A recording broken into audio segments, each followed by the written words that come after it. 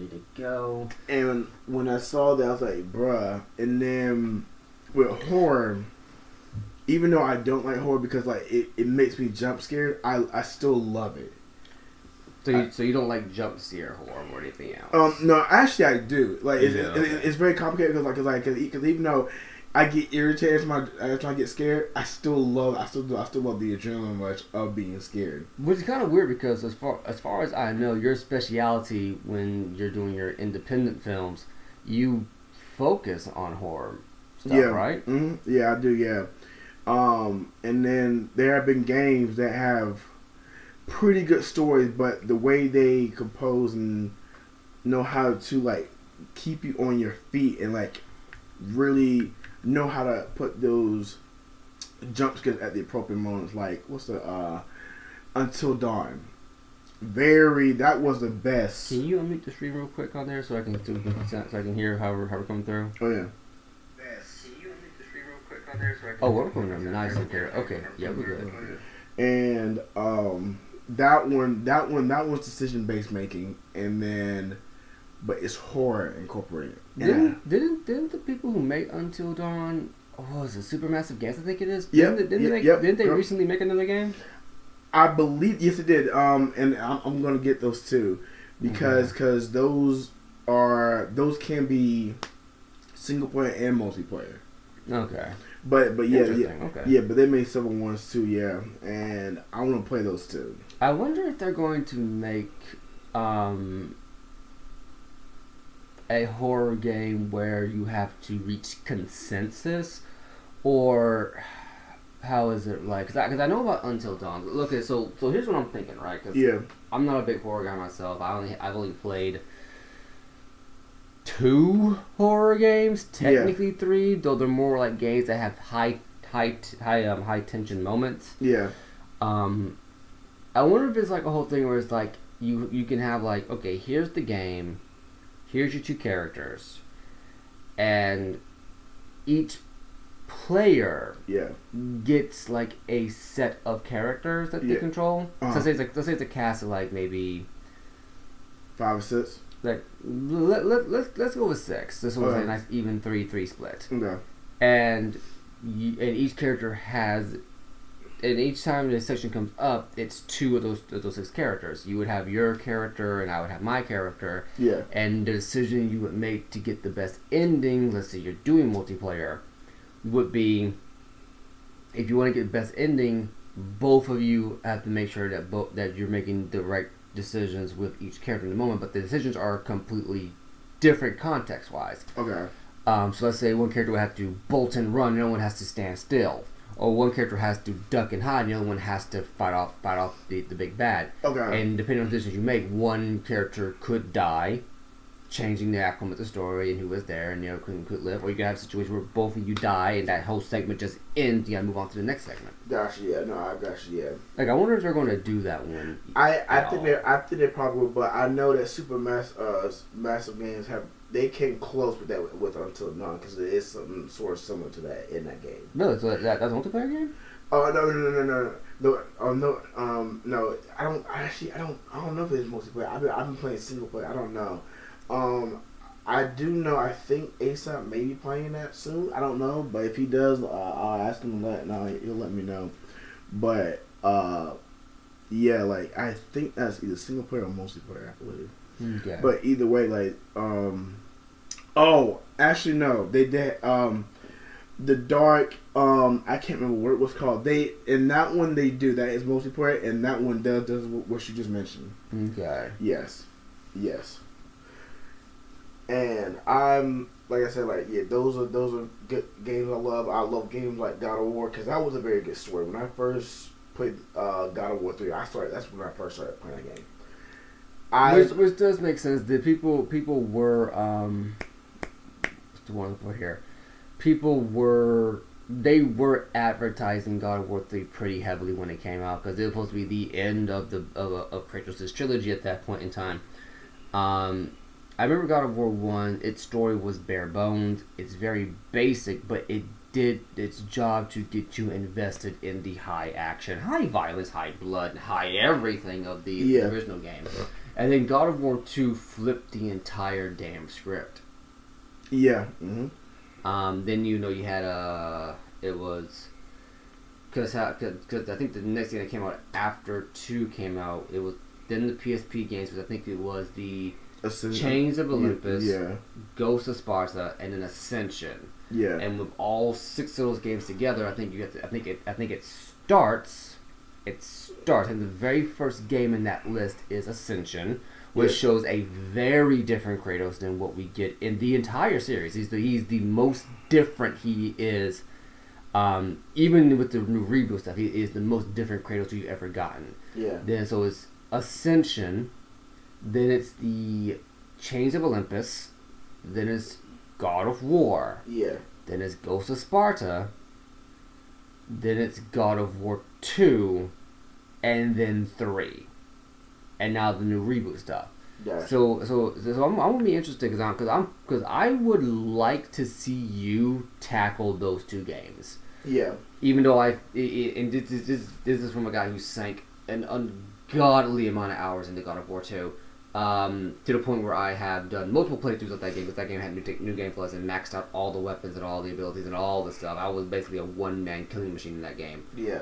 If I can get my hands on those games, and they have them with like this streaming thing you can do with PlayStation, which I'm just like, just let me buy it digitally, Jesus Christ. Anyway, it'd be interesting to see you tackle those 2 games with God of War 3 being your jumping on point. Yeah. Yeah, because like I said, I played that one, God of War 3, and I played the other one after that. But I haven't played God of War Ragnarok yet. Okay. Yeah. Ragnarok, we'll have to see how that one goes. Because I'm going to be honest with you, well, again, I have seen the story of God of War, the reboot God of War. Yeah. It's an interesting story, and I mentioned it to you earlier, but while it's a good story, I still do not think it's a good God of War story. I think they should have done his own original thing rather than, reviving the God of War IP to tell this story. But, credit's due. Still a decent story, and the gameplay seems serviceable enough. Yeah. I just don't have any confidence in his longevity past this particular moment in the series' history. Okay. Like, it would not surprise me if after this run of games in this style, we go back to the original God of War style. Well, we'll see what happens when they do it, because I don't know what to expect from the next one. Okay. And outside of that, it's like, we started the Sands of Time last night. And again, it's been a blast going through it again, even though there are some parts that I'm just like, I know when it comes up, I'm going to have a hell of a time getting through it. Which one? The movie? No, the game. Oh, okay. It's only because it's like as you go on, this is one of those like classic games. It's not like if you used to, again, a From Software game where the difficulty spike will happen halfway through a level. Yeah. This one is like, it takes its time. It's very classic like 3D game design where here are a few basic mechanics. Here are a few things you can do. To get yourself situated. Well, to get the crowd control, make you feel kind of badass, make you feel X, Y, and Z. And now, okay, you've had your chance to play the controls for the first hour, maybe 20 minutes. Time to start pushing how far you can go with these mechanics. Yeah. And the difficulty curve gradually builds on top of that, and I do greatly appreciate that because it makes me feel like more of a badass after taking a break from the game for over a year and coming back. It's like, oh my god, it's like I got all the stuff I got to remember, but it's like I can still be eased into it. Yeah. And the tutorials aren't that intrusive. They actually weave them into the narrative pretty well. Let's see, what time is it? What time is it in terms of recording? It's 8:20. No, I mean in terms of recording. We've been going about 16 minutes. Okay, so I think we've given people enough time to kind of get in. Yeah. So let's go ahead and get back to the Sands of Time. All right. What's the Sands of Time? I think when we last left off last night, we had just got done doing the Sultan's Zoo. Yeah, correct. I don't remember what comes after that. You was separated from old girl. I can't remember her name. Fair enough. And then we saw like a couple of visions, slight visions again, and after that you defeated one of those little like winged creatures. Yeah. And that's where you ended at. A POP team game, which again I think that team got reabsorbed into the Prince of into Ubisoft to do some other stuff as well. Probably Beyond Good and Evil, but Beyond Good and Evil if I had to reckon. Look that one up. Load save game. Okay, so we are atop the birdcage. Yeah. Atop a birdcage. Yeah.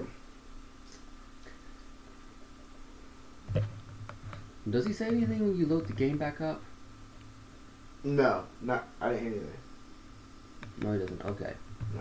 So here we are, at the top of the birdcage, and I believe I just have to go down this way. Yes, correct. Yep. Now I have made the mistake of actually jumping off this ledge, thinking that I'm going to hit that. Oh, this pole right here. Yeah, the pole, like not this one right here, but the one next to it. Yeah. I was dead wrong. There we go. Make sure I got the volume up a decent amount here. Yo, hey, so let me know if you can do any of this parkour stuff. If you can, bro, you a G for that. I'm actually curious. All right, so we are now reconnected with Farah. So I will say this part of the game is meant to get you more invested in Farah and the prince's relationship as the only two sane people left. Yeah, that's.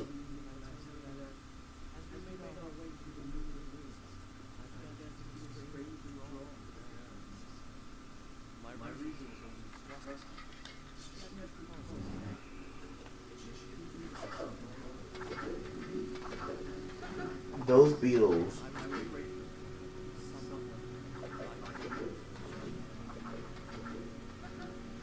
So I'm not sure if you heard that I got into the fight before we could finish his side the narrator Prince's side of the story, but he basically saying that he started to feel an attraction to her. Okay. I can tell too. So probably they can tell.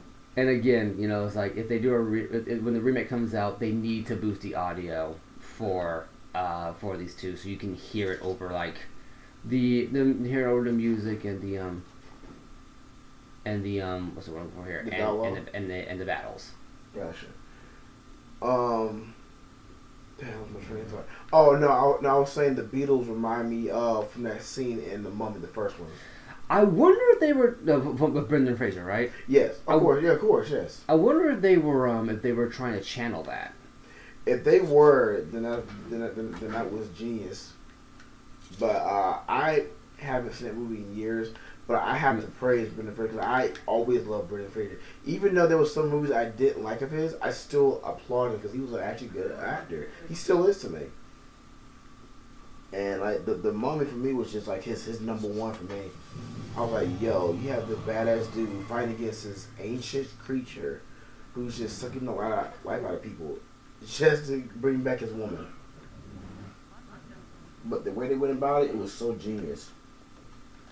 It's one of those kind of classic movies that just, despite how cheesy it is, you can't be mad at it. No, I couldn't be mad at it, like, cause like I said, like I enjoyed it, but like it really scared the shit out of me sometimes.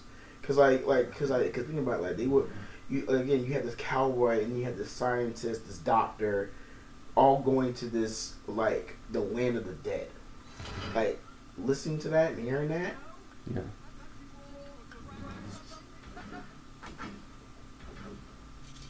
Like, yeah, she was basically asking how she was going to get to him now. He's like, I don't know, can't you crawl through a crack or something? Because that's all she's been doing for the last couple of hours. Yeah.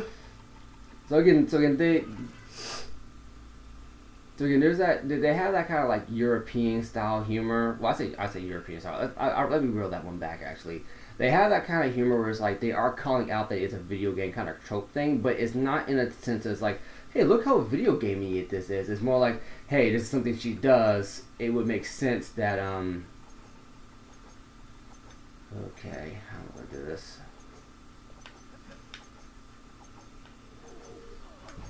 Okay, Damn. wombo combo. Man.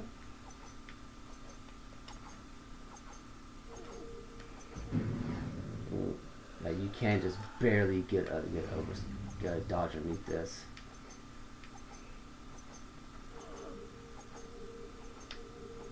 Yeah, Okay.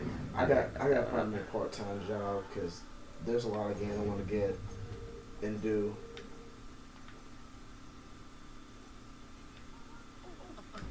Okay. Okay, that the saw blades were not low enough. Okay, just gonna barely. That man got some skills. Jesus Christ. Okay, no. Are you able to jump on the wall, but before you like, yeah. Oh, you can't do it. Oh shit. Okay. Okay, let me rewind here a bit. Oh, I'm out of sands. Oh Jesus. Okay, this is not good. Okay. This is cool. Okay, so now there's all places. I love these mechanics, man. It's like it's showing him like he's tired. Yeah, they do go through the effort actually showing that, like, you know, that as he loses health, he Oh my goodness. Bruh, you made me nervous. I'm making myself nervous. Let me get some health. I think they have a health refill up here. Nope. So I'm probably am going to end up dying here pretty soon. But, you know, it's alright. The last save isn't too far away. Dude.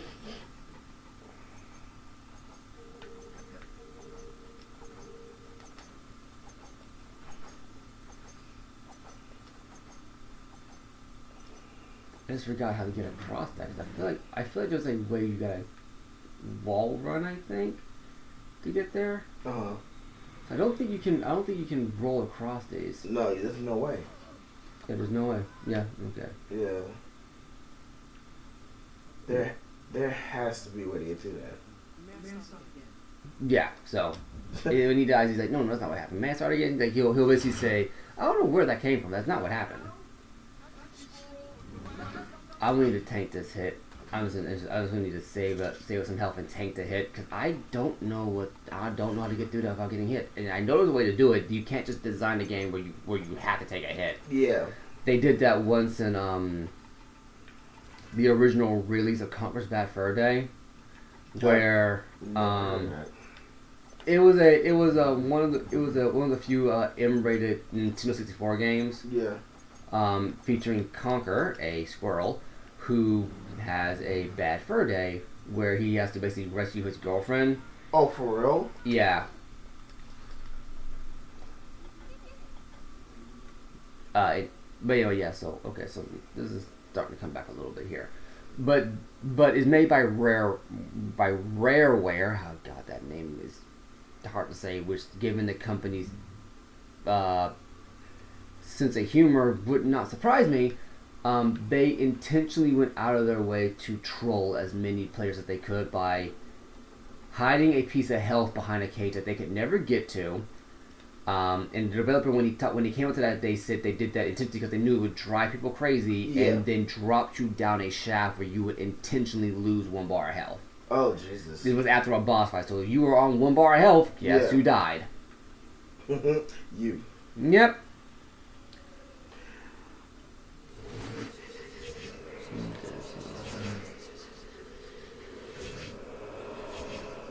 Oh my God, it's getting tougher. Whoa! Oh my goodness! And if you ever need to like repeat a vision, you can, because that's the thing that the visions kind of do. Is like if you get lost, you can always kind of come back to these kind of lights. I know that. Yeah. I noticed that yesterday too. I like that. It stops you from ever getting fully lost. Bruh. You tested fate on that one. Thankfully, you can't actually fall off unless you're actually trying to. Yeah. So let me ask you this, cause you sparked something in my mind when you mentioned about me. I'm willing to try new things. Yeah. Now, what about you as far as on the lines of like horror games? Are you willing to try that, or you just it's just like no, it's just not done deal, not doing it. It's not a hard no for me. It's not a hard no for me. I will say that I'm willing to give most games a shot. Yeah. But when it comes to horror, there's a difference between having something that's going to legitimately scare me, Okay. and something that is just out to freak you out, to jump scare me. There's a difference. Okay. At least for me personally. Okay. So, I'm just trying to just pick at your brain a little bit. Yeah, what would it take as far as like a horror game? What would pull you in as far as like enjoy the horror game? Like would it be like the story itself, or would it be on how I guess like the developers create a horror game where like it's not just jump scares, it's got a good story, good characters? Would that pull you in? Like what would help you like get to like at least to a degree where you say, you know what, I was scared, but I really enjoyed this game. Okay, well here's actually a good example. This actually comes from my favorite horror game of all time, actually. Okay. Dead Space. Okay, wow. Dead Space I don't think it was the first horror game I ever played, but it is one of my favorites. Okay. And what it does is it does tone and atmosphere very, very well. In my opinion, a horror game cannot just be jump scares or blood and gore and extreme dismemberment. It has to the setting itself has to be part of the slasher villain. Okay, gotcha. So with the case of like say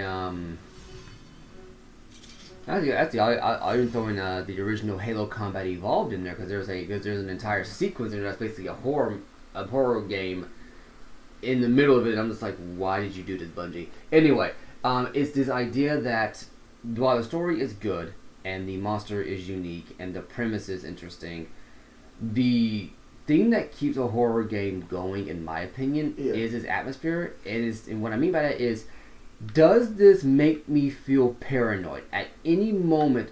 Do I feel as if at any moment I could be killed in a horrific way or be caught off guard in any way, and I am never truly in control? Okay, now I'm glad you said that because it's interesting that you said that from your opinion. That's how I felt with Until Dawn, because of the atmosphere and location and the time that they set it to. I was like, okay, this is creeping the hell out. I feel very uncomfortable being at this location. Oh. I saw that. Yes, that was. Whew.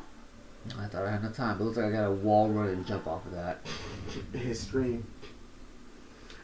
No, yeah, because like I said, I'm glad you mentioned that, but I think I'm in my opinion, what I'm just thinking, a game that I think like you just specified that I think could work for you is Until Dawn, because like you just said, because you basically just said like it depends like as far as the location and the environment and everything.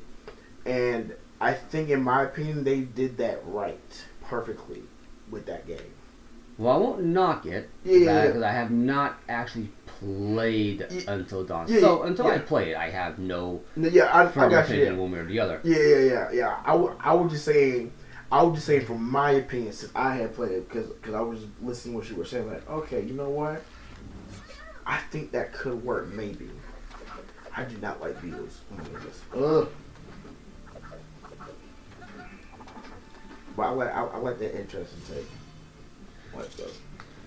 But yeah, I mean, it's like, for me, it's like, not and another thing is like I gotta have it be believable, because in Dead Space, you're playing as a space engineer. Like you're basically here to repair a mining frigate. That's the setting of the game. You're just on this one derelict ship. Yeah. And every single weapon, barring the actual gun, is just a piece of repair equipment. It's not an actual. They're not actual guns. They're just if you mishandle them, you could do some serious damage. Yeah. I haven't played this place. I have been curious to play it. I have it on my 360. We can. Okay. And we will end up doing it because I plan on doing a hard mode run of that. Okay, yeah. Because I've done it on normal so many freaking times, and it's about time I do it on hard. Yeah. Do you know what? Also, I've been thinking about these past couple weeks too. Like another, I think it will be a really interesting take as far as horror based. Being in space, not like this, but what I mean is, like, imagine you're an astronaut and you're just like, you have to find your find your way back into the space station, and you're just like in like you're just in space, and there's no way for you to try to. You have no help, no nothing. You got certain tools you have to use to bring yourself back into that damn station. And while that's going on, there's something out. What is that? I think it's one of the torturers. He was pissed off. Mm-hmm. And I forget what his gimmick is, but I know that he's not an easy fight. But I don't know. I something know with space and just that fear. Like, again, you know us humans. Well, the thing about space, and it's interesting you bring that up because if you don't know, I don't know if you know anything like H.P. Lovecraft. Oh yes, I do. Yes. He basically popularized the idea of cosmic horror. Yes. Which is why the Flood from Halo is some of the scariest creatures out there. Yeah. Because they are the idea behind cosmic horror is that it's something that we as humans like to think that we know is going on, that we're kind of in control, but the idea behind cosmic horror is that we have no real concept of what it is we're actually fighting against. Yeah.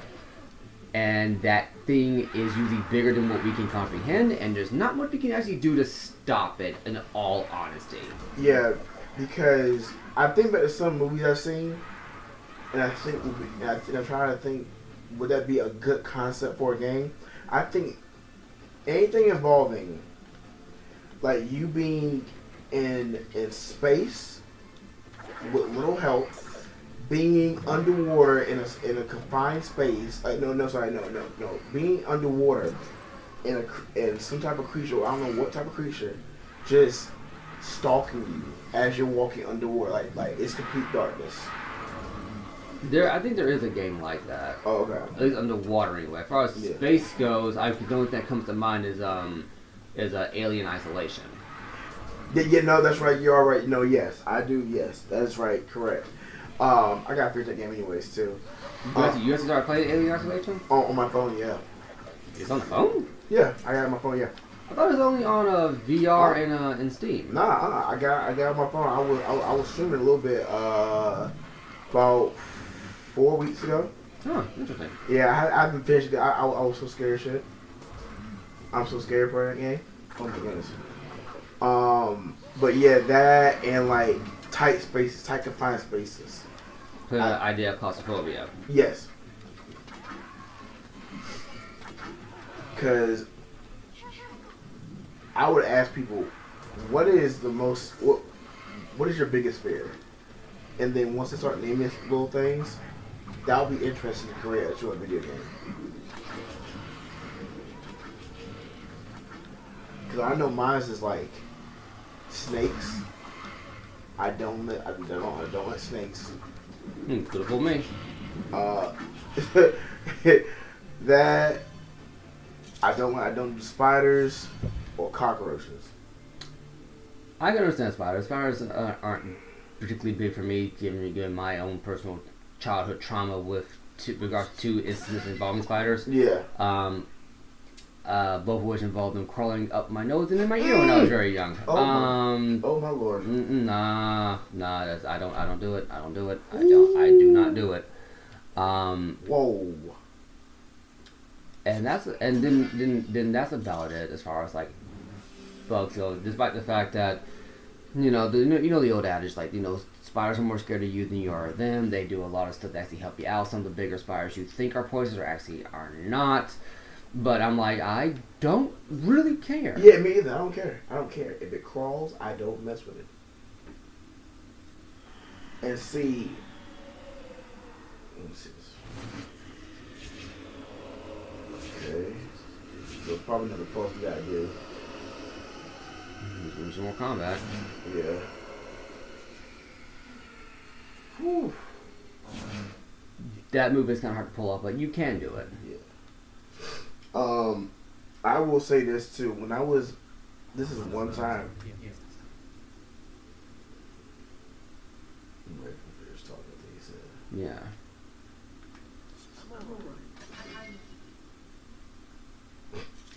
They are funny together. Yeah, because initially when he first said in front of her, she actually was concerned that he actually was like genuinely hurt after going inside those visions. Yeah. So now he's like, no, I'm good. She's like, okay, nah, yeah, I got you. Wow, that's interesting. Like I said, like the chemistry between these two compared to the movie is way different.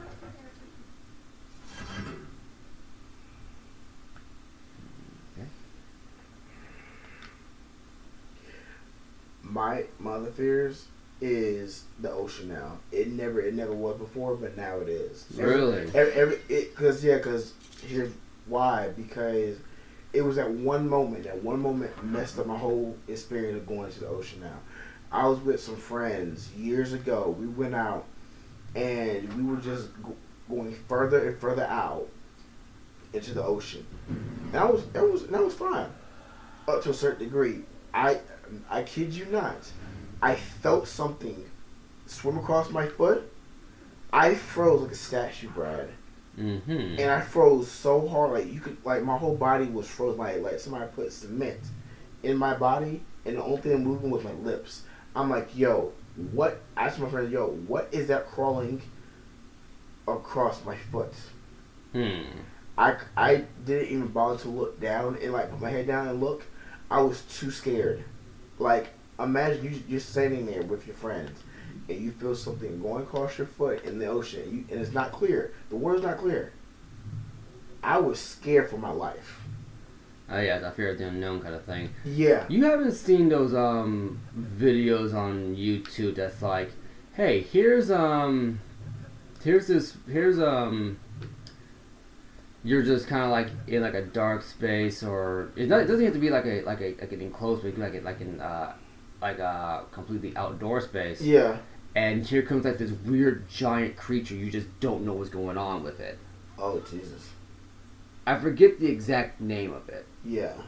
But for all intents and purposes, it's like this. It's like this idea that here's like these freaky monster things that are like your measure outside is dark. You can't really see like a shadow beyond you, or maybe you're in the water, and you go over like a cliff edge, and you just see this giant thing, and you don't know what it is. Nah, I can't do that. Cannot do that.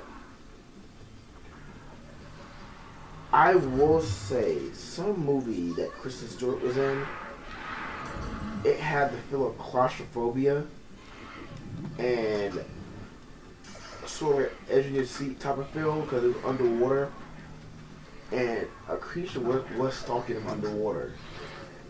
But even though her acting was atrocious, the feeling of like them being in that suit was the only protection that they had, and they were still being killed off one by one. Yeah. I was like, that's kind of genius though, even though her acting is atrocious. Not a big fan of Kristen Stewart, I believe, huh? No, I'm not. She needs to stop acting. She needs to stop acting. That girl does not know how to act. Robert Pattinson. Wasn't she the girl in Twilight? Yes. And I saw all of them, but I don't know what it was that pulled me into that movie. I don't know. I can say right now it wasn't her. I don't know what it was. But after they finished that franchise, surprisingly, Robert Pattinson's career was going up. Kristen Stewart's, no. Taylor Lautner, it was going a little bit. Not as well as Robert Pattinson, but it was getting up there. But Robert Pattinson he's still killing to this day. That man went from being the Twilight to being the Batman in DC. I'm gonna be honest with you. I think the only reason why Kirsten, what? Kristen Stewart. I think the reason why she gets still gets work is because she's a pretty white woman. Yeah, of course. I'm gonna be 100. That's the truth. That's honestly truth. And bro, the movie she's been in has not been good. Like I really think they did an insult. I didn't watch that reboot version of Charlie's Angels. I did not watch that. She was in Charlie's Angels? Yeah, they did a reboot of it, and I was like, again? oh. But they did one where it was like Lucy Liu and but that Bill Murray. Right? Yeah. They had one with Bill Murray, then they had one with Bernie Mac. And really? Yeah, yeah. And was he dressed like a pimp? Well, Bernie Mac. Oh yeah, of course. Yes. Well, I'm about to say.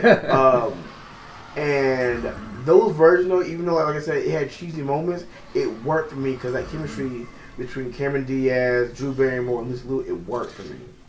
But that reboot they did, I saw the trailer, I was like, no, it's gonna be an epic bomb. Wait, was that the reboot where they basically turned all the girls into dykes? I think so, yeah. And I was like, okay, this movie's gonna flop, and I bet it on this before the movie actually came out. And as soon as the movie came out, it flopped so bad. I'm like, what did y'all expect?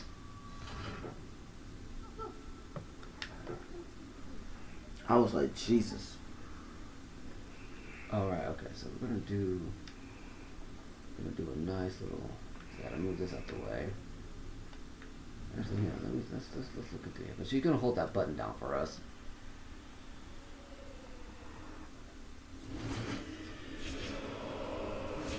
Oh, Jesus.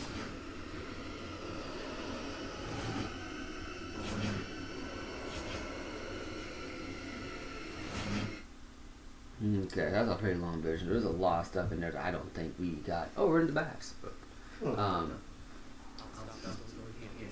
There's a lot of stuff going on here that I don't know what exactly it's trying to get at. Yeah.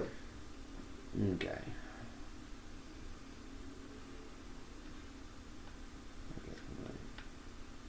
Grab this. Okay, that opens up one door. She has the other one open, so that's that other button, open up another door.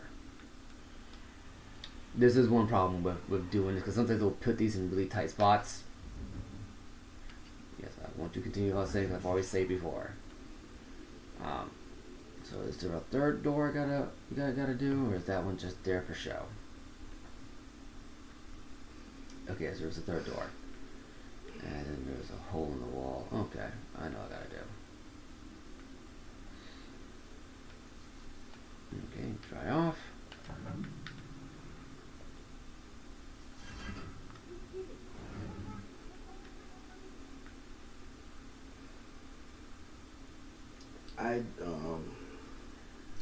I'm actually curious what 2023 is gonna offer movie wise. And actually, like next year, I'm not gonna lie to you, it does look like an interesting good year. Yeah, I don't think they've not announced the 2023 lineup, have they? No, they actually have for 2023. Yeah. Mm-hmm. I gotta resend you what I got because I sent it to the group chat. But yeah, I'll resend it to you. But in January 6th, Megan, I'm gonna watch that. Megan? Yeah. You ever seen that? I haven't heard of it. Oh my God. Oh Jesus. Oh no. I put it in the list for us to react to. That's why you haven't seen it yet. Oh, okay. I only saw it because because YouTube one time had it as an ad, so I had no choice but to That's why I get YouTube Premium. Yeah, I'm not paying them for that. No, I can't do that. As much as I want to, I just can't do it. I'm not paying y'all for just to get rid of my ads.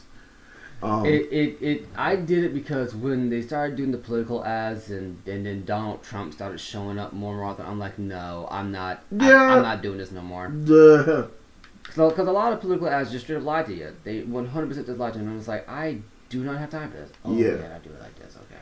So I'll tell you, and then February 17th is Ant-Man and the Quantumania. They're still doing Ant-Man movies, really?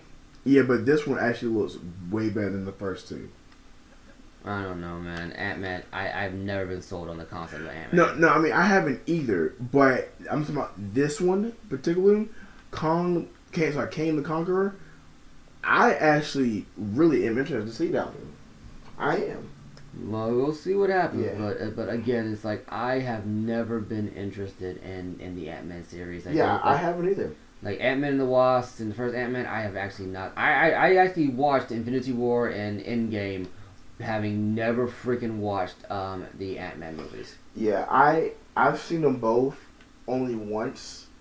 I will say maybe the second one I say is probably the better one, but it's still too goofy, and I just really wasn't a fan of Scott. But yeah, I'm interested to see what they're going to do with that. Oh, you gonna love this. February 24th, Cocaine Bear. Cocaine Bear? Yeah, but here's the crazy part. That's actually a true story. Really? Yes. They got a bear high on cocaine. Yes. Okay.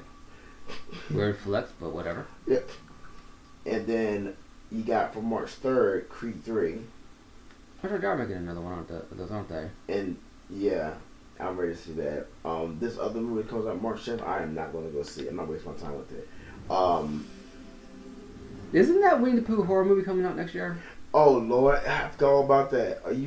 I gotta check and see that does come out. That movie looks hilarious. It's just interesting to me that the rights lapse for the copyright of Winnie the Pooh. Unless it's Winnie the Pooh in a red shirt, that one specifically is Disney's. But Winnie the Pooh is in public domain enough that like the first thing people do is, okay, let's make a horror movie where he's killing people. It's like, well, okay. Yeah. I mean, to each their own, but did we really have to go straight into horror? Oh, bro, no, let me tell you, the devil care. They'll find any like good happy character and turn into a suicidal maniac. Like that one, I think it was like an independent like college film crew where they somehow managed to go like an entire day, like a 24-hour period. Yeah. In Disneyland, Okay. filming a slasher movie around the concept of Mickey Mouse being a slasher character. Wait a minute, how they pulled it off 24 hours in Disneyland with security walking around? That's what I'm trying to figure out. I don't know if they ever released it. I just know that it happened. Either they planned that for a very long time and knew the actual time frame of when security walks around a certain time, or they had a really good crew. And again, it wasn't like they got permission from Disney. It's It's like they had to, from my understanding, they had to sneak around Disney Florida. Oh Jesus! Which I think I want to say it's the only Disney in America. Actually. Yeah. To make this movie happen, I'm just like, how? Like, how the heck did you pull that off?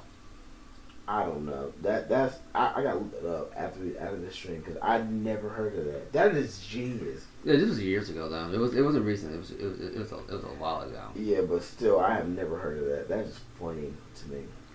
I forget what the actual film is called. It's not a long film by Interesting Imagination, but it is a film that did happen. Gotcha.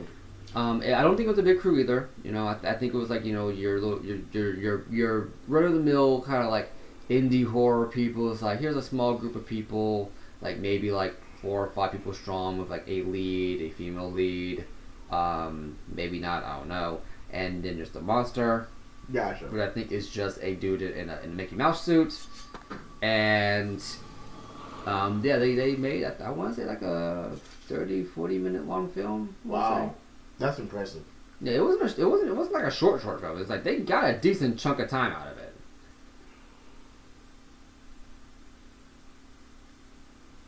That is really impressive. I got to give him props for that. I mean, at that point, you can't help but be impressed. Yeah. Okay.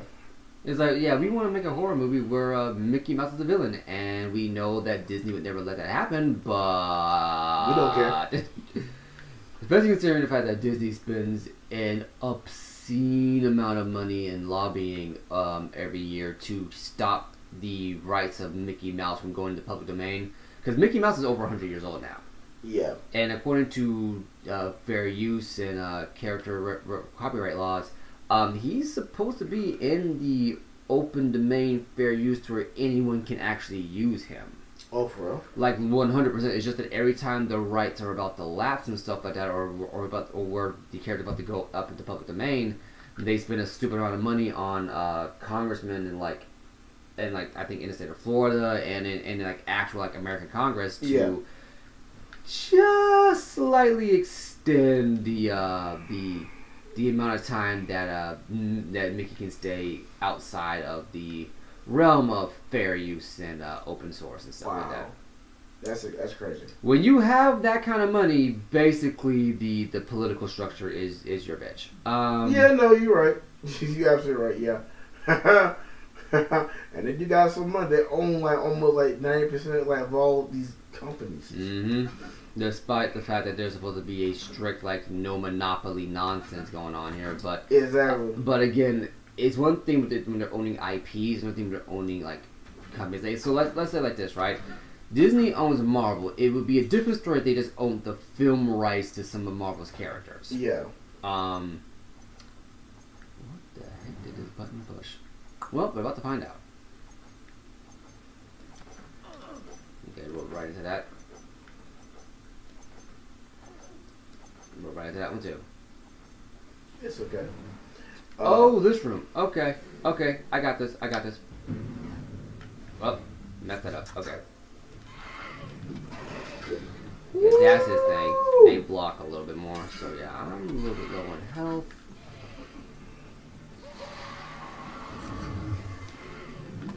The other thing too, I don't understand with certain movies too. I don't understand is how does a movie that flops still get greenlit to make a sequel? I don't understand that. That's a good question. And half of me wants to be like that cynic where it's like what's going on is that they have a vested interest in trying to make like a particular actor's career or director's career stay relevant. Yeah, my bad. That's the only thing I can really think of. Gotcha. And maybe there's a lot of money going wrong in this IP and that they want to try to recoup their losses on it. That's the only thing I can think of. Yeah, and the reason I ask is because is this franchise I do not like the new version, the new updated reboot version. They're making another Scream, and it comes out March 10th, and I'm not interested in it because it's just I went with some friends from Amazon at work to watch the other one. I already knew who was the killer right away before you watched the movie. Well, oh wait, my bad. Those are the scary movie franchise I'm thinking about. Yeah. They parody Scream, which ended up itself kind of parody slasher culture, I think. Yeah. And they made 6 of those, right? No. 6 Screams, right? No, they made 5 of those. 5. 6 is coming out March 10th. 6 is coming out month then. Okay. I'm not watching it because it was so horrible.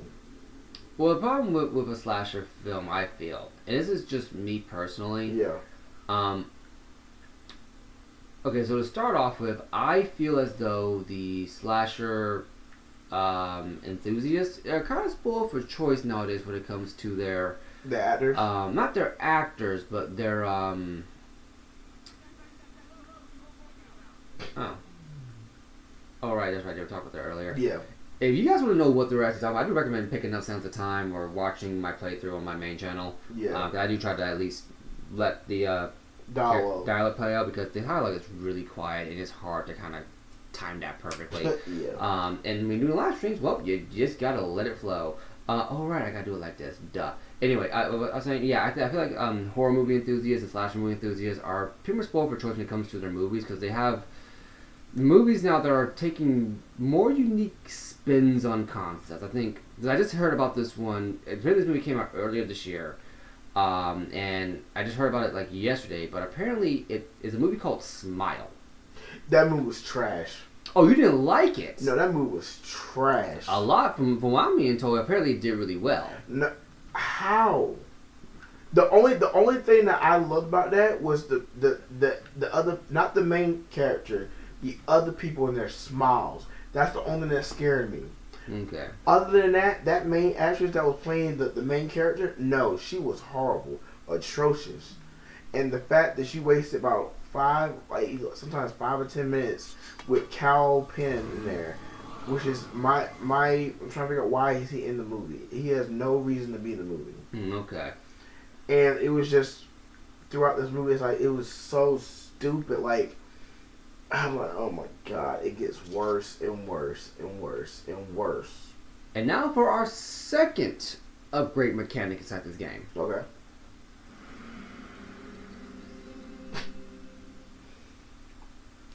Periodically, you will find new swords inside the game. Wow.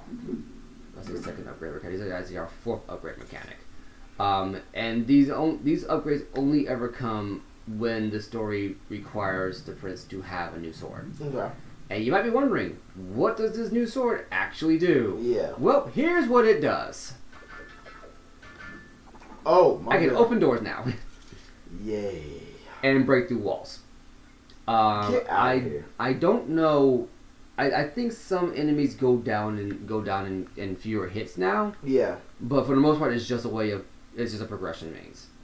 Also, fun fact: this sword on his back is actually the sword he's holding inside the on the cover art, on the box art.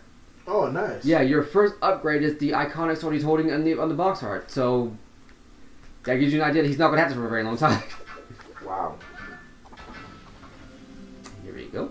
And now for a health upgrade. Yeah, Small wasn't good for me. It was so bad. So you didn't like what it was offering? Nah, I didn't like what was offered. The only thing, like I said, I loved was the other actors in there smiling. It was so disturbing. Oh, sorry. No. The only thing, the only thing I was gonna say about those actors, they did a clever job with their no blinking, just smiling. It was so disturbing.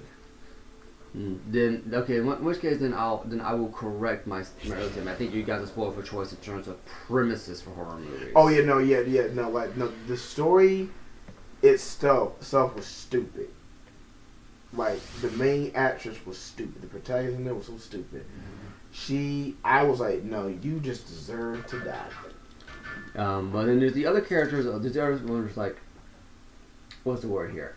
There was, I think it's, I want to say it's a horror movie. I don't remember if it is. Mm-hmm. It was like these teenagers have like this app, and this app is kind of like a streaming app, and you get sent a challenge you have to do. Oh no, my bad. That's not, sorry. It's not horror. It's thriller. I know you're talking about. Is I think it's I know what it's called because it has that girl, that blonde hair girl in there. Hold on, it's gonna bother me. Hold on. Okay. Because it has Dave Franco in there. Okay. Oh, also here, Farrah actually comments on this. Okay. She actually comments that that's not the same blade you had. The writers went. It was like, well, we have these two characters here. One very clearly is able to bust down walls now. Do we have the other one comment on it or not? That's hilarious. Oh, I found the movie. It was called Nerve. Nerve. Okay. Yeah. But wait. What did he say? The prince is commenting that we're now going down further into under the sultan's castle into a castle that has existed long before his own castle did. Wow. So you have to get a little bit of world building going on inside the tune. I actually forget about that from time to time. That's good. Oh, also, the prince's pants will sometimes get dirty, and he'll dust himself off, and you kind of see them go from like this kind of dirty brown to like pure white again. Interesting. They really pay attention to detail in this. Mm-hmm. Anyway, you're saying about Nerve? No. Nerve to me was, again, that had its okay moments, but it was, I prefer to watch that movie over Smile. Okay. And then there was one where it's like they had to play like Truth or Dare? That's what it was. What you No, were there. that movie can burn in hell. You didn't like that one either? No, it was stupid. It was stupid. Wasn't the premise that like if you didn't do the dare, like this monster possessed you, you basically end up killing yourself? Yeah, not like the smiling faces was genius, but the story was so stupid. And the main girl in there, I'm like, I got so mad. I literally said, no, she needs to go. She's got to go.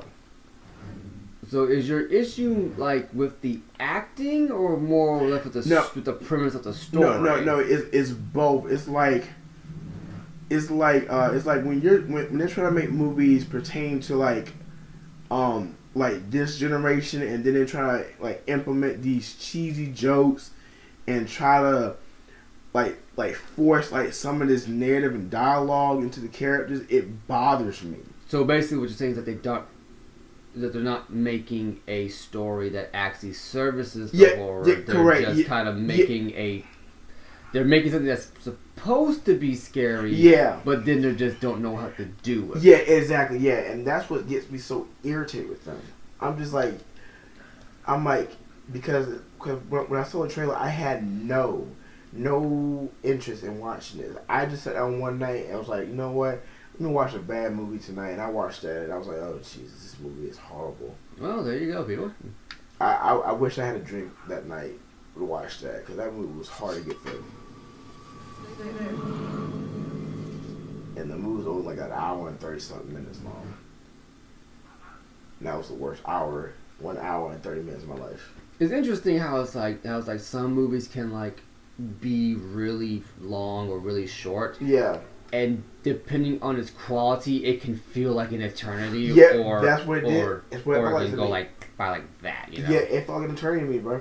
It was so bad. I was like, yo, is this gonna be over? Like, this is torture. That was torture to me. And then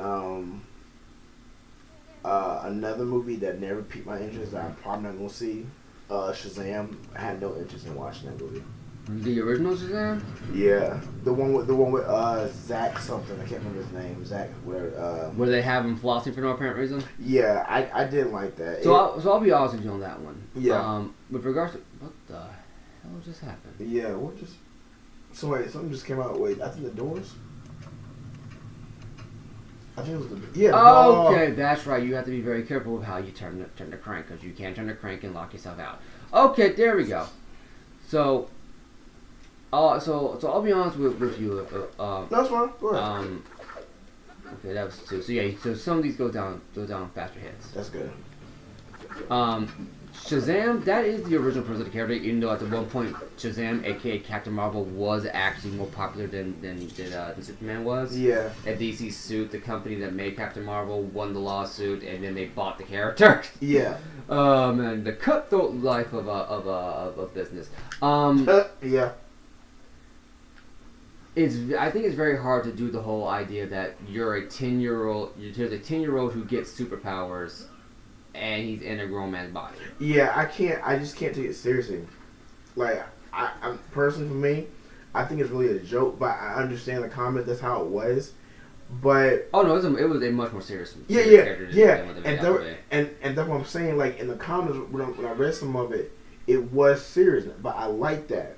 Yeah. But it's just with this, I just can't take it seriously, and it wasn't on my radar for for me to watch a sequel. They never met it, and when they announced it, I'm like, oh, okay. I mean, if it comes out, I'm not gonna watch it. Well, my problem with that movie is that's the one thing in a trailer that made me go, I'm not watching this. What was that? It was when they had Billy Batson as Shazam go in to buy a beer. And I'm like, really? That's the best you can do for this? You're going to go the generic, Derek, you're a grown-up now. Go buy some beer. Oh, yeah. I'm like, can you guys just not? I didn't like that either.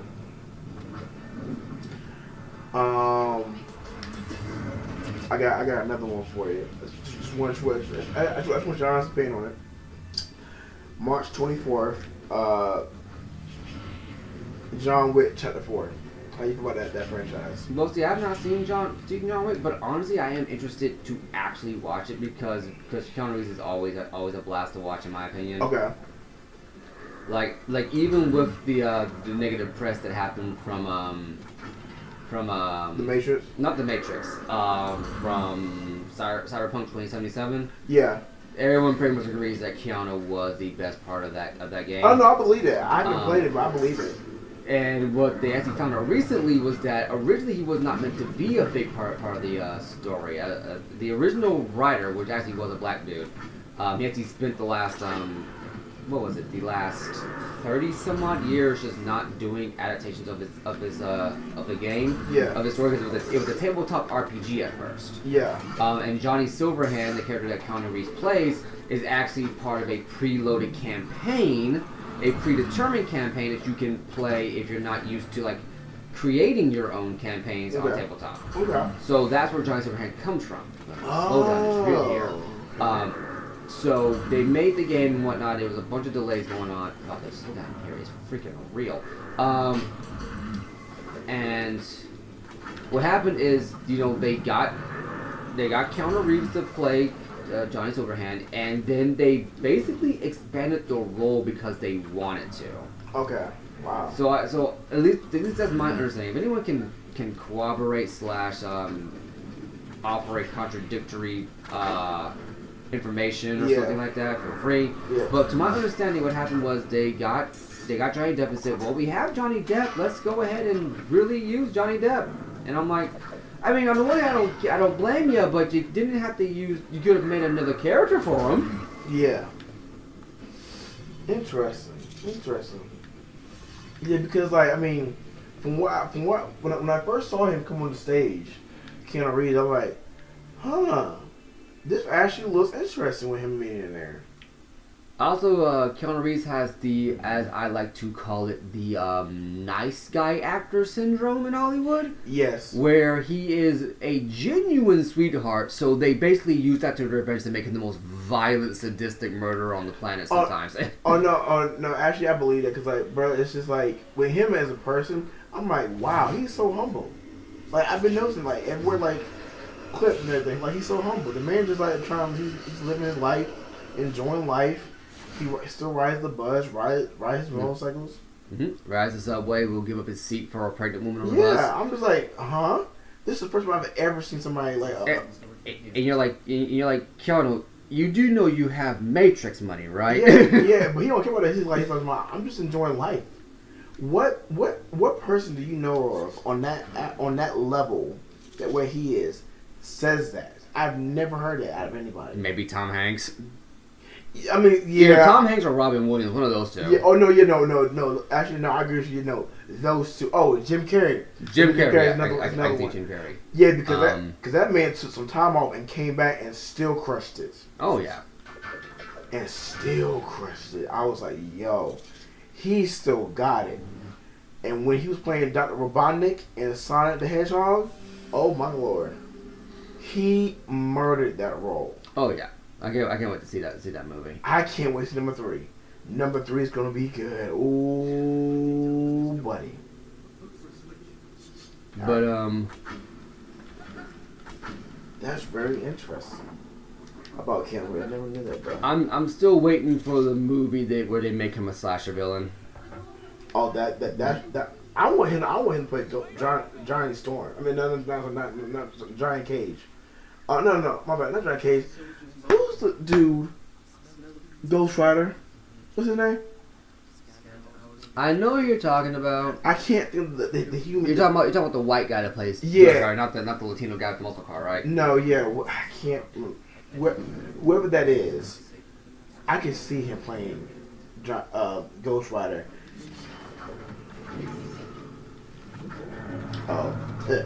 This one should make you laugh. March 31st, Dungeons and Dragons. They're making another Dungeons and Dragons movie? Yeah, but you never guessed who was in it though. Who's in it? Chris Pine. Chris Pine, really? Yeah, Michelle Rodriguez, the boy that played in the live action Pokemon movie. It don't look good to me. It don't look good? No, it does not. Well, the original one didn't do well either, so. Yeah. Well, again, this is why I kind of hate YouTube for showing these ads, but based on what I saw, it didn't look good. It didn't look good. Well, the thing about Dungeons and Dragons, right? Good lord, bro! You got fight against, and they all tall. Yeah. I'm trying to do the Boo. Yeah, but I can't. Can't really get it to work right. The problem is that Farrah ran ahead, and now she's basically in the middle of this. Yeah. There we go. Do a little bit of crowd control here. More. I know there's more of you guys. Yeah, I don't know what Dungeons and Dragons are. It's a tabletop RPG where you basically can make your own story. That's the whole appeal behind tabletop RPGs, right? It's not so much that it's really nerdy. It's that you have the ability from using a preset term of preset monsters, maybe sometimes making your own if you know what you're doing. Gotcha. To basically make a whole story-sized campaign. I had a lie, sweet. Story-sized campaign. Yeah. Of okay. And it kind of goes from there. But what 9 times out of 10 happens is that, again, we're talking about a bunch of old people who don't really understand that you can basically disguise the limit when it comes to those type of like storytelling. Yeah, when it comes to tabletop RPGs and stuff like that. Yeah. So they just assume that you could make it super freaking nerdy and goofy and awkward and make the characters kind of like cringy. Yeah. That's what people who are into that want to see, and it's like, you don't pay attention at all, do you? It's like it's one of those things where it's like, if you just did a little bit of basic research, you realize that you have a lot more freedom and a lot more leeway to make way better stories, and make potentially more money off of it, rather than just being like, well, this isn't like a grounded, like a real life theme where it's like the main male lead, the main female lead are two bombshell hotties who be making essentially softcore pornography where they're doing drugs off of a freaking someone's backside and stuff like that. Yeah. Then you know that there's a lot more out there than generic nonsense. Gotcha. I gotcha. But they don't want to hear that.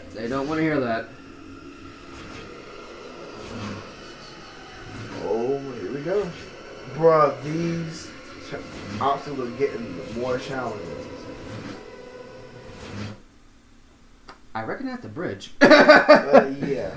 I don't recognize anything else. Daybreak. Okay.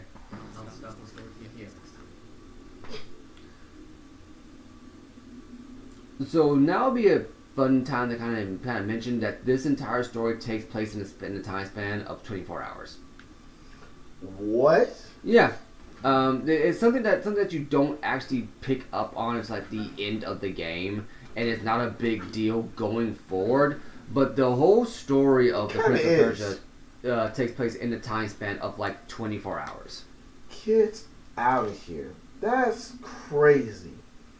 Yeah, he's gonna need therapy. Consider what happens in the sequel games. Therapy is the least of his concerns. Oh Lord, Jesus. On the walls. Okay. I'm actually curious about your opinion about this next one I'm about to mention. Go for it. Okay, April 1st, Evil Dead Rise. They're making another Evil Dead movie? Yeah. Are they bringing back Ash? I don't know. No, because Bruce Campbell said he's retired the character. Yeah, Bruce Campbell said he retired the character of Ash from Evil Dead. Wait. We never know. He could. I'm just saying. You know how Hollywood is. They could be bringing him back. You don't know. I'm just saying. But they're very. Or recasting the character. Yeah, true. But what are your thoughts on that? Actually, hold on. Let me back a little bit. Were you ever a Evil Dead? Nah. Okay. All right. Never was. Okay. Probably never going to be. I won't say that it's a bad series. From what Yeah. I've seen, it's kind of interesting, Yeah. but it has that 80s cheese, that fettuccine cheese. And I'm not a big fan, and I'm not a big fan of cheese. Both consumption and for movies. Oh Jesus, that's funny. But I mean, hey, I hope the Evil Dead fans get what they like, get what they're expecting from the series. That's what I'm Okay. hoping for. Like again, I never look at a legacy franchise that whether or not I like it or don't like it. See the original creator make something different, or see someone new come in and make something new with it. I never actively root for it to fail. Okay. I'm just like I hope it's what you guys want. Yeah. Just try to temper your expectations. Like, as having dealt with like Mighty Number 9 and Ukulele, and how they were supposed to be like the return to form of like Banjo Kazooie creators and the Mega Man creators, and just seeing how those two games basically crashed and burned overnight, especially off of crowdfunding. Yeah. I'm just like I feel bad for you fans, I really do. Yeah. But at the same time, like, you know, that's a gamble you gotta take, you know? Yeah. You're talking about bringing back something that really only worked in a very specific... Okay, I gotta be careful with this one. And here we go! Ooh, ooh. Oh, my goodness. Whoa. Ooh. Yeah, sorry about that. I had to really concentrate on that one. But, yeah, I mean, it's like, I hope it's what you guys... I hope we get what you guys expect. We gotta understand that this is, like, a franchise from a very long time ago. Yeah. That may or may not still work anymore. Yeah, exactly. Yeah, and that's the thing that worries me. It's just like it's like it worked before because again that time frame and that era. Not to mention, there's some very specific set of circumstances. Again, the guy who made Mighty Number 9, he was the brainchild of Mega Man was his brainchild. Yeah. And but he was also the guy who was very heavily behind the push for Capcom to heavily westernize their games. Okay. And that decision backfired because nobody liked what they did to westernize the games. Yeah. Because what they assumed was that Western fans would not like the original intent, forgetting that they've been buying the original intent for the last 20 some odd years. Okay. Interesting. Wow. She glitched.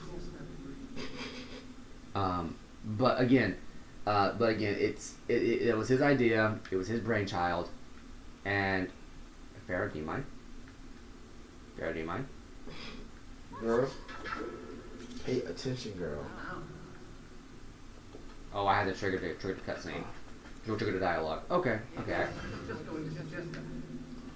Yeah, sure you were, Prince. But again, it's like it backfired horribly. He ended up leaving the company afterwards, founded his own company. Yeah. And then he crowdfunded Mighty Number 9, which was successfully crowdfunded in like less than a day. Yeah. And then he announced like a TV show that wasn't on the crowdfunding docket, and like another game, 2 games that weren't on the docket. It's like, how about you finish the one that we paid you for first? Yeah, exactly. So it's like, yeah, the dude might have ideas, but he also had the oversight of Capcom looking over his shoulder, despite, you know, Capcom having a pretty bad reputation at the time. Same thing with the guy who did, same thing with like, I had another example in my head and now I'm forgetting it. But again, it's like there's a lot of things going on, and yeah, my bad. And here's another one. So like, yeah, you get the original creator, but he doesn't have the oversight of the company that basically paid his paycheck. Yeah. But then you also are entrusting the franchise that you love so much to a group of people who might not be the original creators or someone who grew up with it, grew up with the franchise, or may have grew up with a very different idea what the franchise should be. Actively saying, I don't care what you say, I'm just going to make a quick buck off of this. Looking at you, Rian Johnson. And yes, I know he didn't buy the franchise, he just made one movie in Star Wars, but it's a movie that basically killed the franchise, and I will not back down on that opinion. I agree with you now. Like, I fully accept that that there are people out there who like Last Jedi. I fully accept that, you know, I'm not going to knock you for that, Yeah. but I want you to understand that there are a lot of people out there who have legitimate grasp of that movie that view it as one of the worst movies ever made. No, I understand. After you explain it to me, I'm like, I understand why y'all mad. I understand that. Yeah. I completely understand. Which I should mention that X, before we did the podcast, was actually a fan of Last Jedi. Actually, I would say a fan. You had things that you liked. I'm not sure if you were a fan of it or not. Were you? No. I mean, I enjoyed the movie. Yeah. Like, but I didn't understand why people were upset about it because, again, I wasn't like. I was a fan of Star Wars, but I wasn't like a fan of it. You weren't what Mark Hamill would call an ultra passionate. Yeah, exactly. Yeah, that wasn't me. But I enjoy watching Star Wars, but like I never understood why. Because Brad mentioned it too one time about why he just didn't like it, and when he explained, like, oh wow, that makes total sense. Yeah, it was a combination of things that like. And he got to a point where it's like, and again, I'm doing a very truncated version of my opinions here because we could easily be here for another 6 hours if you get me started now. Yeah. I have literally gotten through 4 whole days of work at Amazon, 10-hour shifts, just having this argument / conversation with one other friend of mine. Yes. Oh my gosh. Oh god. But yeah, it's my issue is that. And this actually extends to fans of Last Jedi. Yeah. You people are some of the most obnoxious jackasses I've ever had the misfortune of ever listening to, ever. That's so true. Because you went from being like, oh, it pushes it forward, it's all this kind of stuff, to when people criticize the movie, it's like, it's a movie for kids. It's a movie for kids. Why are you so upset about it? But in the same breath, you're like, man, Last Night was so mature, it pushed everything forward. And I'm like, no, it didn't do any of that bullshit. It really did. It's like when someone props an opinion of you, and then another person goes, what's the point in debating art? That's the point of art. You debate it. Exactly. It's like, are you high? I think they work. And whatever you're on, keep that shit away from me. Jesus Christ. Yeah, I was like, when you told me, I was like, huh? That's the whole point of like you said, of art. Like, you have opinions, it's discussions, debates. Like, sure. Like, maybe, like, let's say, name a random movie that I know we've had a movie that I know you said you've liked and I disliked. Just name a random one. As you know, Endgame. Let's take Endgame for example, right? Oh yeah, but you enjoy Endgame, right? I now I don't. Before I did. Please tell me that's not my fault. Please tell me that's not my fault. No. But like no. I don't blame it. No. I applaud you for telling me that because I wanted to hear why you disliked it. But when you explained it, and again, I'm not hating on Brad for telling me this. I applaud him because it actually made sense though. Why? It made sense of how he was explaining it. Like, because when he said it, I think I went back the night and watched. I'm like, hold on, it makes total sense. It does. And then when I went back to watch Infinity War, I had way more fun with this. And I think, to me personally, I think and I never told Brad this. Like, I think for me, Endgame is just a one-time thing for me. I have not gone back and watched that movie, even though I have it in my collection of my movies. I have not gone back to watch it. Neither have I watched Infinity War, but I will most likely go back and watch Infinity War more than Endgame. In my opinion, the mark of a good movie is whether you can watch it more than once. Same thing with video game. If they are a one and done thing, if that is a one and done deal, you have not made a good product. Okay. In my honest opinion. Yes. I need you. Okay, so thank you for saying that, but I need you to say it one more time so people can understand what, because that's what I had been saying for years. Please say it again one more time so they can understand what you just said. So, in my opinion, right? Yeah. What makes a good product? What makes a good movie, a good game, a good book, a good comic, is whether or not you can view it more than once. Preach. I have been saying this from the get-go. And some of y'all have been hating on me when I said that. I said I have nothing against the movie. I just don't see myself watching it more than only one time. Like, I told somebody this, and I stuck by what I said still to this day. I said that Avatar 2 is better than Wakanda Forever. people looked at me like I was shocked, like that. The most recent one, right? Yes, I'm trying. Like, you remember, there's like I think there's like 2 different IPs using the term Avatar, so I try to remember. Yeah, Avatar 2, the one that came out recently, is way better than Wakanda Forever. Okay, so I've not seen Wakanda Forever or Avatar 2. Yeah. The reason why but this is going back to what you just said now and what I've been saying. When I watched Wakanda Forever, when I went into it, I didn't know how to feel. Yeah. What I mean is, because there's a lot of baggage hanging over that movie. Let's be honest here. It is, and then compared to the first one, again, rest in peace, Jared Bozeman. When that one came out, the excitement that I had for this, I lost my mind. Yeah. That same excitement I did not have for this one, because it felt like I was like I didn't know how to feel. I didn't know how to respond. I didn't know what my emotions were. I had to take about like 4 or 5 weeks to really digest this, and I know and I knew how I knew this was a one-time thing for me. When I saw the very first official trailer for Avatar 2 drop. Yeah. My mind was so blown. I lost my shit. Everybody can confirm this at work. Every day they heard me talk about Avatar 2. Every single day until that movie came out. No lie. I talk about that movie more than Wakanda Forever. Not once have I gone back to watch Wakanda Forever. I've seen Avatar 2 twice. Okay. And again, I can give you that one because again, not seeing either one of them. Yeah. But I still stand by this to this day. You can have so this is what I'm supposed to do. I think it's done over here. You can have the biggest budget in the world. It could be like this big thing. It's like, oh, look how smartly written this is. Here's all this great cast and all these names. It's like okay, but can I watch this more than once? Yeah. And if the answer is no, you may have still made a good product. Yeah, but it's not. But you haven't made a good piece of art. Yeah, in my opinion. Yeah, exactly. And then, what am I doing wrong? no, can you climb up? I'm trying to figure out that. I'm trying to jump up, but it's like, there's a hole in the wall, and I gotta get over. Do I actually have to? Right. Do I actually have to climb back?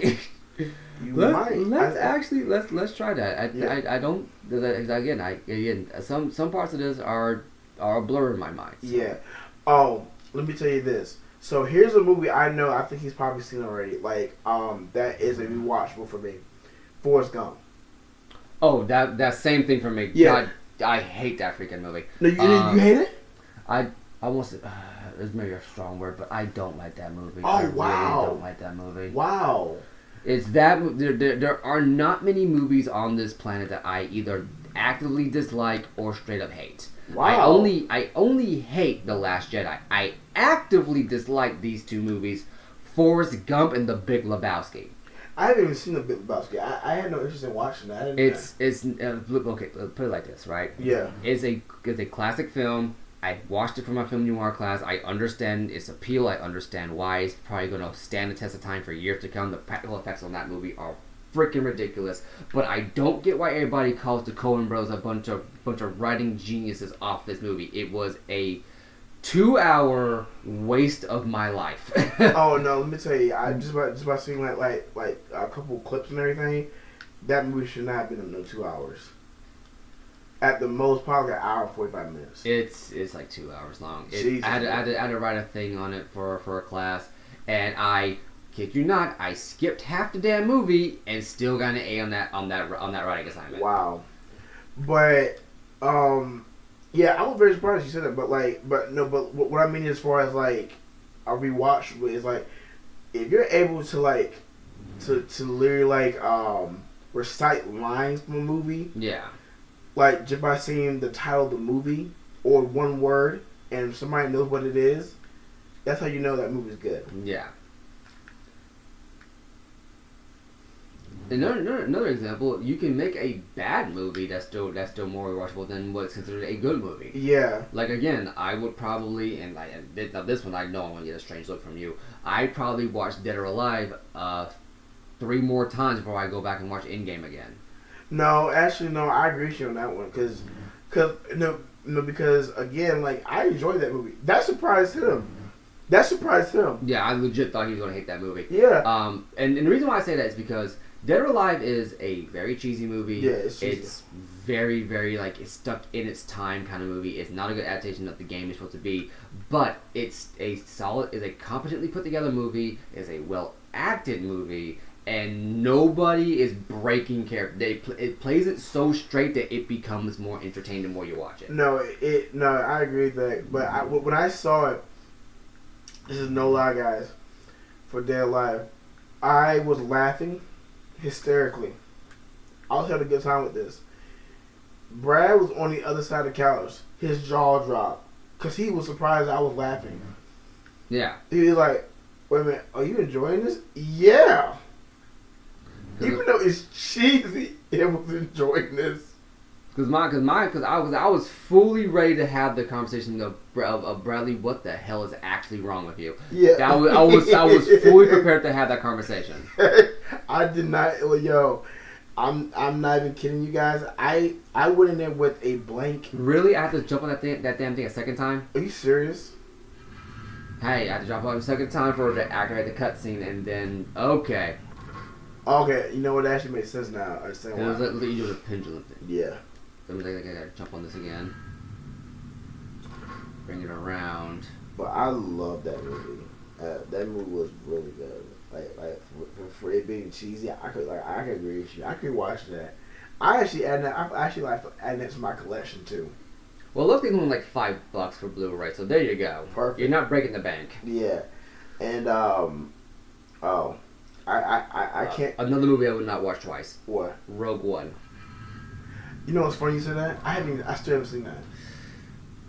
Oh. It's so hard for me to get through that.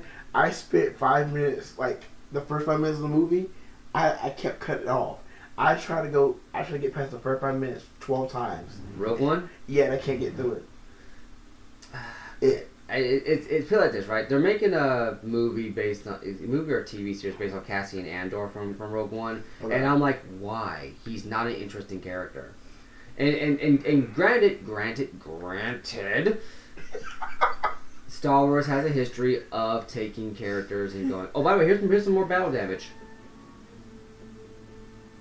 Now he's going to get rid of the sleeve. He's going to show off the guns.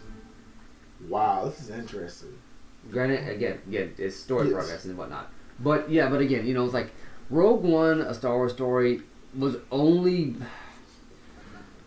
I don't know if I'm going to get flack from Star Wars fans for this, or if I'm going to get flack from new Star Wars fans for this. I want you to express honestly how you feel about it. No, make no mistake. I'm still going to say what I'm going to say no matter what, but it's like I'm wondering how this is going to get received. It don't matter. Shoot. Rogue One was only considered a good movie because The Force Awakens was considered a good movie. And The Force Awakens was only considered a good movie because we had a bunch of original trilogy / new age snob reviewers who thought the prequel trilogy was worse than it actually was. The prequel trilogy has its problems. I'm not going to act like it doesn't.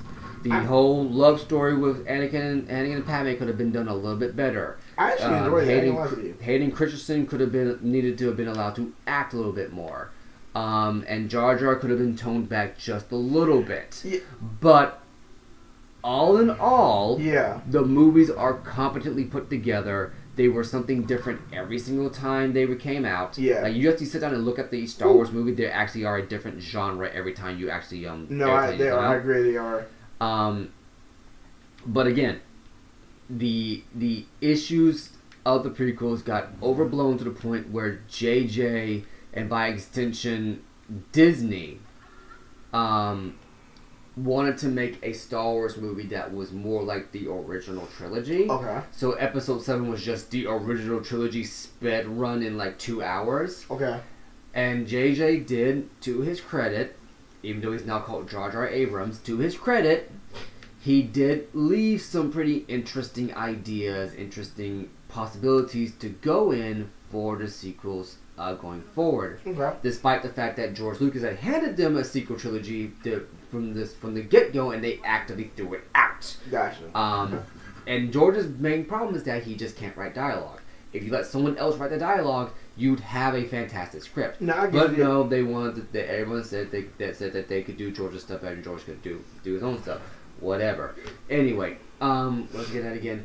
Oh no, we would get. Okay, yeah. So anyway, Rogue One, Last Jedi, and Rogue One. Last Jedi comes out. The guy's giving carte blanche to do whatever he wants. So obviously, the person who freaking is in charge of Star Wars now, yeah, doesn't understand what continuity is or how to tell a interesting story. And given the fact that she got to start being Spielberg's glorified coffee holding secretary. Yes, I am saying that. No, I don't care if you think it's sexist. It's the fucking truth. I love it. Her only contribution to the cinema world is that she carried Spielberg's coffee while he was working on Jurassic Park. That's literally it. I love it. I love mentioning this. And she said, oh well, he wrote female characters who basically told off male characters. Obviously, he knows how to write strong female characters. No, he doesn't. So I'm gonna give him a whole trilogy of Star Wars that's not gonna fucking happen, people. I don't care what you guys think. It's been over 8 years now. 8 years? No, about 6 years now, and we haven't heard a fucking peep from this guy. So it's not happening. Her own pet project is basically crashed and burned. So, and then the High Republic comes out, and that's not. Ooh, okay, right. That was a thing that actually ended up happening. Yo. Love is Undesign. Yeah. But yeah, no, it's one of those things where it's like her own stuff isn't happening, and then High Republic, which would be a replacement for the Old Republic, and a much inferior replacement for Old Republic, comes out and basically tries to rewrite what a lightsaber is. Oh, Jesus. A lightsaber is a highly charged energy weapon that cuts people in half, delimbs them, cauterizes wounds. It is a very violent weapon. Why the hell are you making it a glorified glowing bat? Yeah, I was going to ask you that. Like, no, I know we discussed it in a thing, but there is literally a scene in the High Republic book where someone takes a lightsaber, stabs it in the ground, and stands on it like it's a sword. That's not how a fucking lightsaber works, you Nimrod. Anyway, it's like, congratulations, you took a scene where you thought you were going to make them a cool badass, and basically took the cool out of the lightsaber. Every time I mention Star Wars, I just love hearing him going in the rant because it's you can tell the passion. See, this is what I mean. When you have somebody who's passionate like Brad, and he's giving his opinion, and he's giving like his like facts upon facts, and he's like really angry about it. I love it. I love it. Anyway, as I was saying, yeah, Rogue One was only considered good because people were happy that Star Wars was back. You didn't see that, but I just did a massive air quotes right there. Yeah. That is hilarious. Like, bro, like I'm telling you, like, guys, this is really not a joke. If we ever have to watch every Star Wars, we're going to. There's no question about that. There is no choice. Oh Lord, I'm going to need drinks in for that one because I don't think I can get through that, bro. I'm telling you, I haven't even watched the movie. It took me 12 times just to get the first 5 minutes, and I still cannot get through it. That's telling you something right there. Mm-hmm. Oh Lord, I'm not going to enjoy that one. Oh Jesus. But yeah, Rogue One, and I'll admit I got suckered into it too because there's 2 moments in Rogue One that are legitimately good filmmaking. Yes. Not good Star Wars, but legitimately good filmmaking. Okay, gotcha. And it did sucker me in. I was happy because I was just happy to be getting more Star Wars at the time. Yeah, I got you. And I think I gotta be quick on this, don't I? Yes, I do. Okay. Oh. There we go. Oh my goodness. Yeah, I remember this one because they caught me off guard. Yo. That was so close. Nah, shit. Let's be quiet for I think the prince talks to himself at this point. It does be pretty hilarious.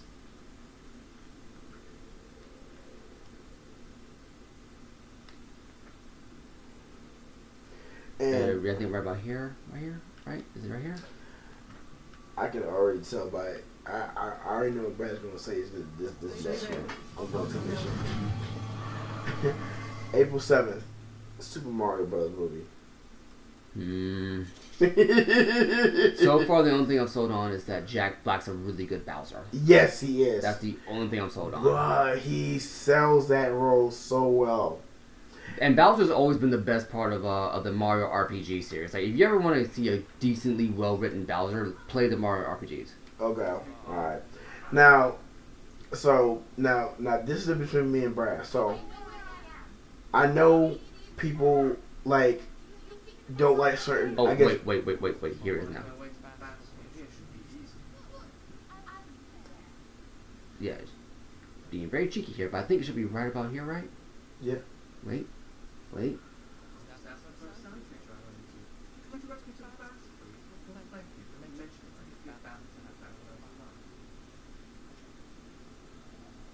Okay.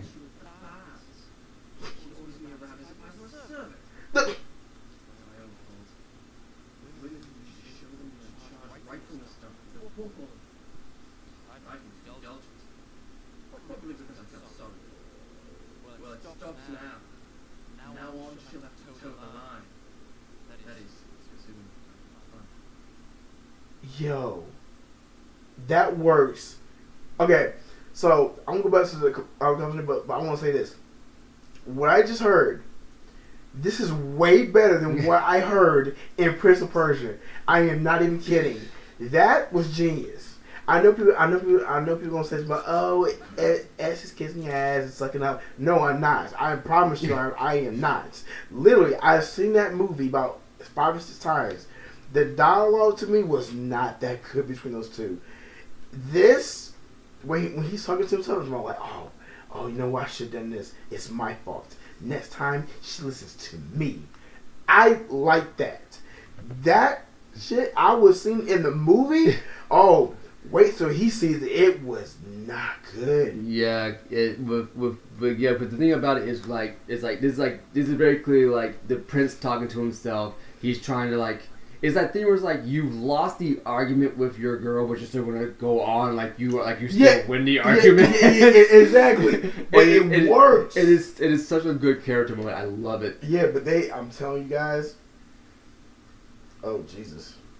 Oh man. But yeah, it is that whole thing. Anyway, going back to Star Wars. Again, Rogue One. It has its moments where it's like if you pay attention, you can really, really see that there's a decent story in there somewhere. Yeah. But the entire movie exists to basically fix the entire movie with Rogue One. And this should have been my hint that Last Jedi was going to be a bad movie too. The entire movie was basically set up to correct a logical flaw, i.e., break the fourth wall and address why there was a giant opening, massive weak point in the Death Star. Yeah. That's the whole point of Rogue One. It's just to address why that weak point is there. Wow. And explain how we got the Death Star plans in the opening of Episode 4. We got that story back in 1987. And a much better character to boot as a result of it. Oh, Jesus.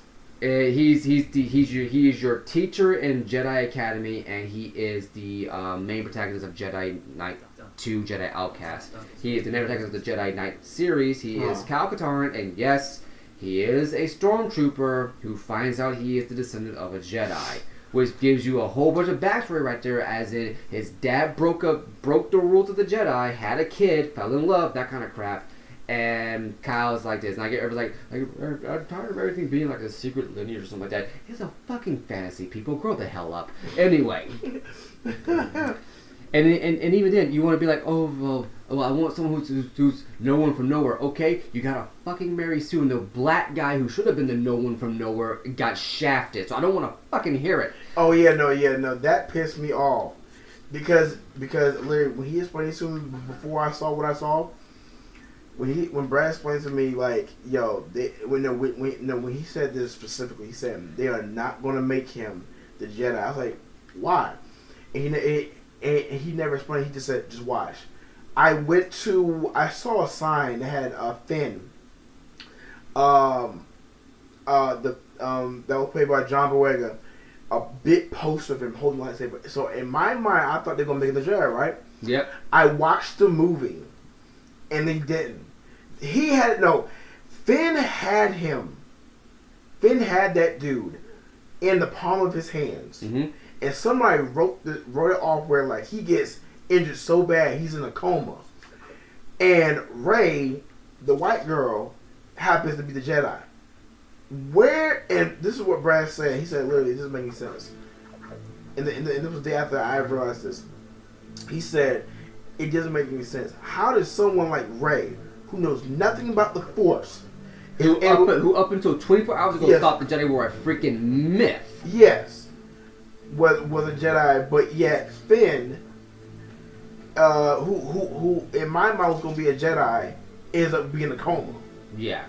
And then he comes out of it, and Rian Johnson. Okay, so for those of you guys who don't know, okay, I'm actually gonna go on this freaking rant now. Anyway, so those of you who don't know, if you pay attention to The Last Jedi and its revolutionary writing and how it's so bold and so equal opportunity and it's so culturally sensitive and so this, that, and everything, why is it that every single colored character / ethnic character gets told they're wrong by a white person?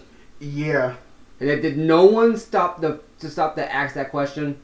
No. Like literally, like Oscar Isaac. I think he's what is Oscar Isaac again? I would say he's Mediterranean, right? Yeah. John Boyega is obviously black. Yeah. Kelly Marie Tran is Vietnamese. Yeah. Which is why China got really mad when a black person kissed her, because they don't like Vietnamese and don't like black people. It's true. No, you don't believe me? Look what they did to the Black Panther poster and the original Force Awakens poster, where they put the black guy in the back. Anyway. Yeah. He ain't lying about that.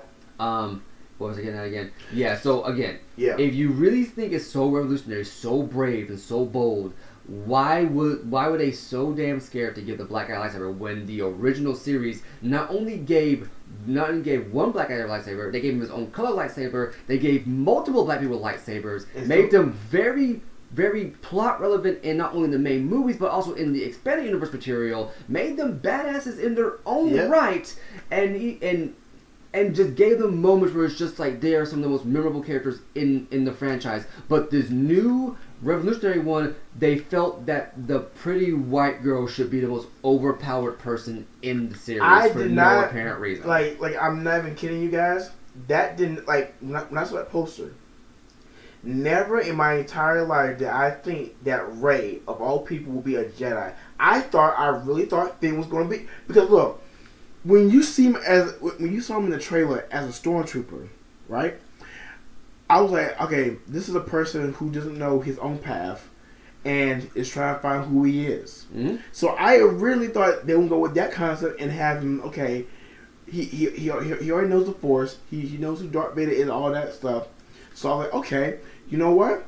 He may end up being a Jedi. Not to mention they go out of the way to basically humanize the cannon fodder, which is something that again, everyone's like, oh, it's so revolutionary. They're actually going to humanize the clones and the soldiers. I'm like, did you not watch the fucking Clone Wars TV series? Yeah. Where they go out of the way to actually humanize the clones and stuff, or play any of these. It's like this is how I know that the people who we like the new Star Wars. We're actual Star Wars fans. Like, if you sat down and actually played through / could indulge any of the actual old EU stuff, you know that the stuff that you're complaining about that the new stuff is doing has been done before and in much better droves. Like, I cannot wait for us to do Knights of the Republic, because I swear when I tell you, when we get to Knights of the Republic 2 and you see what the main character is, and I tell you that this is who Rey should have been, you're gonna be even more furious with Disney after this. Eventually knowing that they've made that stuff effectively not canon.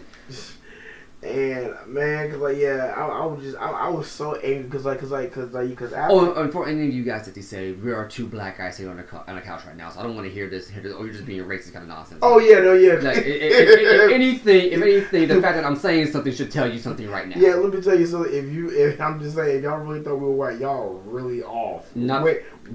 Because 9 times out of 10, the people who are saying the stuff that I'm saying are usually white people with dumb haircuts or bald with stupid massive beards trying to overcompensate. Yeah, Tell me I'm wrong. No, you ain't wrong about that. And I was so mad with and again, I still watch it, but I'm still mad every time I see Ray because I'm like, yo, it should have been Finn. It should have been Finn. He again, like I said, he almost took down that dude. Took down Kylo, yeah. Yeah, my bad. Here's the thing, right? I would have been fine with Rey having the Force if that was her thing and Finn had the lightsaber. Yes. I would have been 100% fine with that. But no, you gave Rey the Force and the lightsaber. I was not okay with that. I was not okay with that because, like I said, after I think it was before after our discussion, I can't remember which one it was, but when he explained this to me, I went back and watched it. I'm like, you know what? I see what he's talking about because every time I watch Rey now, I despise her. Yeah. I do not like Rey. Like, I really feel bad. Like, I feel bad for Finn more. Yep. Than her. I don't even care for Rey. The scene that the scene that killed Rey's character for me in Force Awakens was when she did the mind trick. That was the scene that actually killed her character for me. Up until that point, I was honestly kind of okay with her. No. I was okay with her, but like when like the one that killed me was like, again, I've already mentioned 3 times already in one session already. Is when Finn was in the coma by Kylo Ren and she picked the lightsaber. I'm like, are you serious? Are you serious? I didn't expect it. Like, what? Because look, and that's the key right there. Yeah, that's why they did it because they knew you weren't expecting it. It was the whole subversion of expectations nonsense. No, that's what it was. That pissed me. I'm so sick of hearing that phrase. Yeah, and I said it before. I said it 1,000 times. If you're one of the people who use the term subversion of expectation as a way to say that that's what makes a movie. That's what makes a controversial part of a movie good. Is because like you didn't expect it to happen. It's like I don't expect to get kicked in the nuts every day. It doesn't mean I'm going to enjoy it when it happens. Yo, that makes sense. Okay. I'm just saying. No, you ain't lying though. But no, I agree with that. But like, so anybody that saw the very first trailer when that first came out, when you saw that little clip for a second, when you saw Finn and Kylo, and we said, "Come on," yep. You really thought that Finn was going to be the one. Yeah. I thought it was going to be one when I saw that. I was like, yo, this will be awesome. An awesome story and direction for them to go with this. And I'm telling you, it broke my heart. Imagine somebody picks up glass and just shattered in 1,000 pieces. Mm-hmm. I'm the glass. When I saw that moment, I'm like, I'm done with Star Wars. I ain't done with Star Wars. There's nothing they can say or do to encourage me that they won't do good.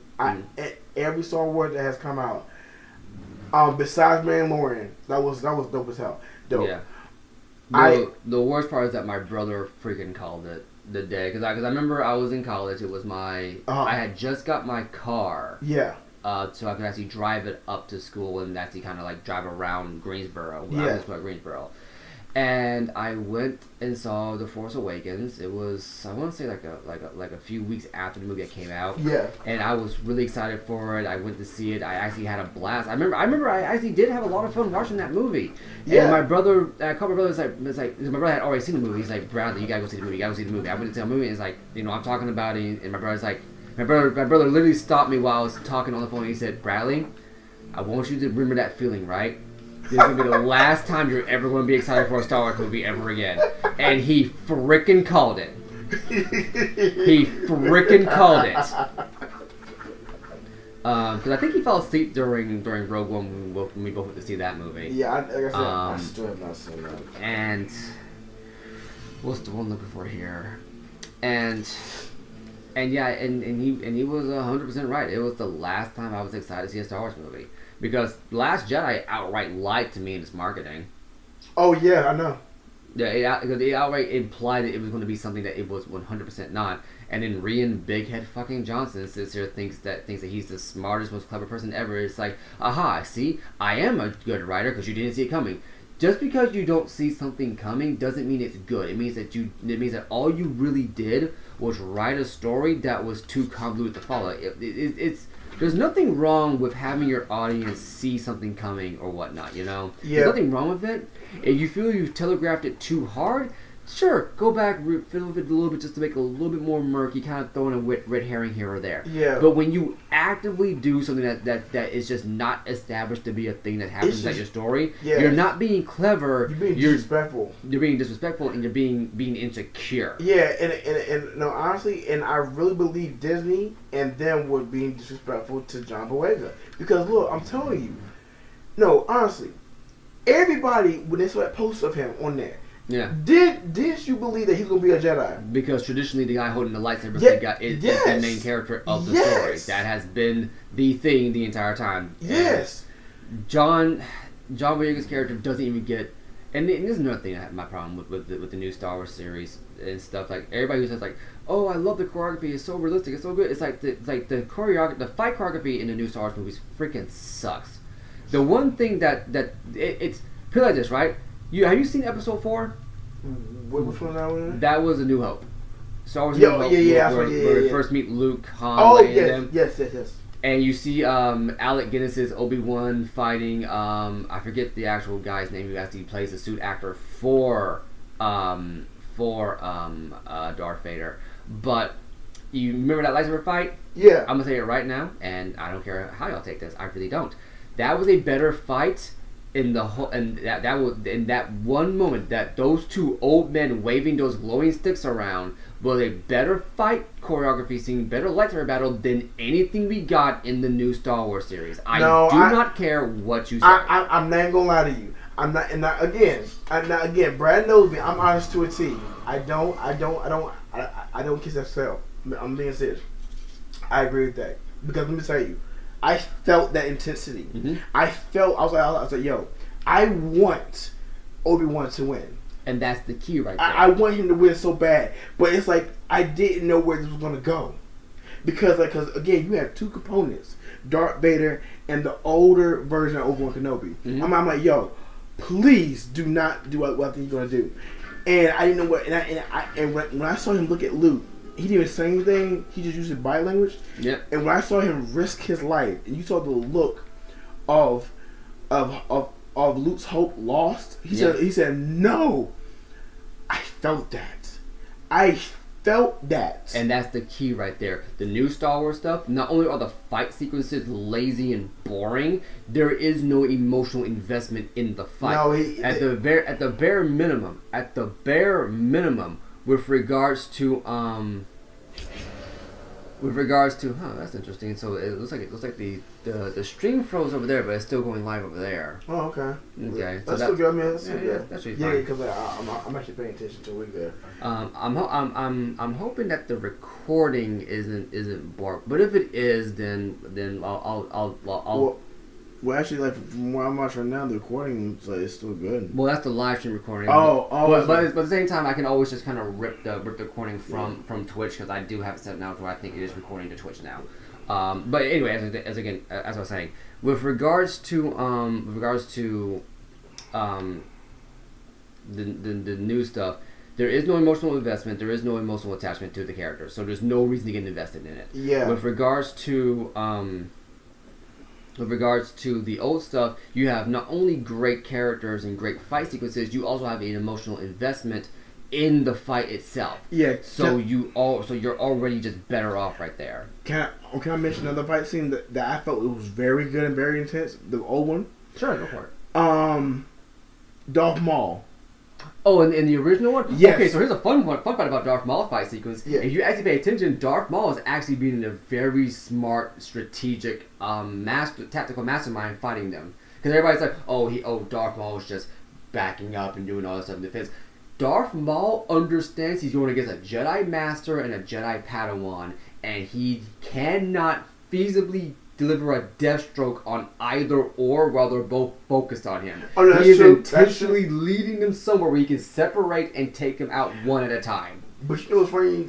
Just funny to say that. As soon as you said that, I remember that scene very well because he actually backed up and he had both of his lightsabers on both ends. And he backed his head.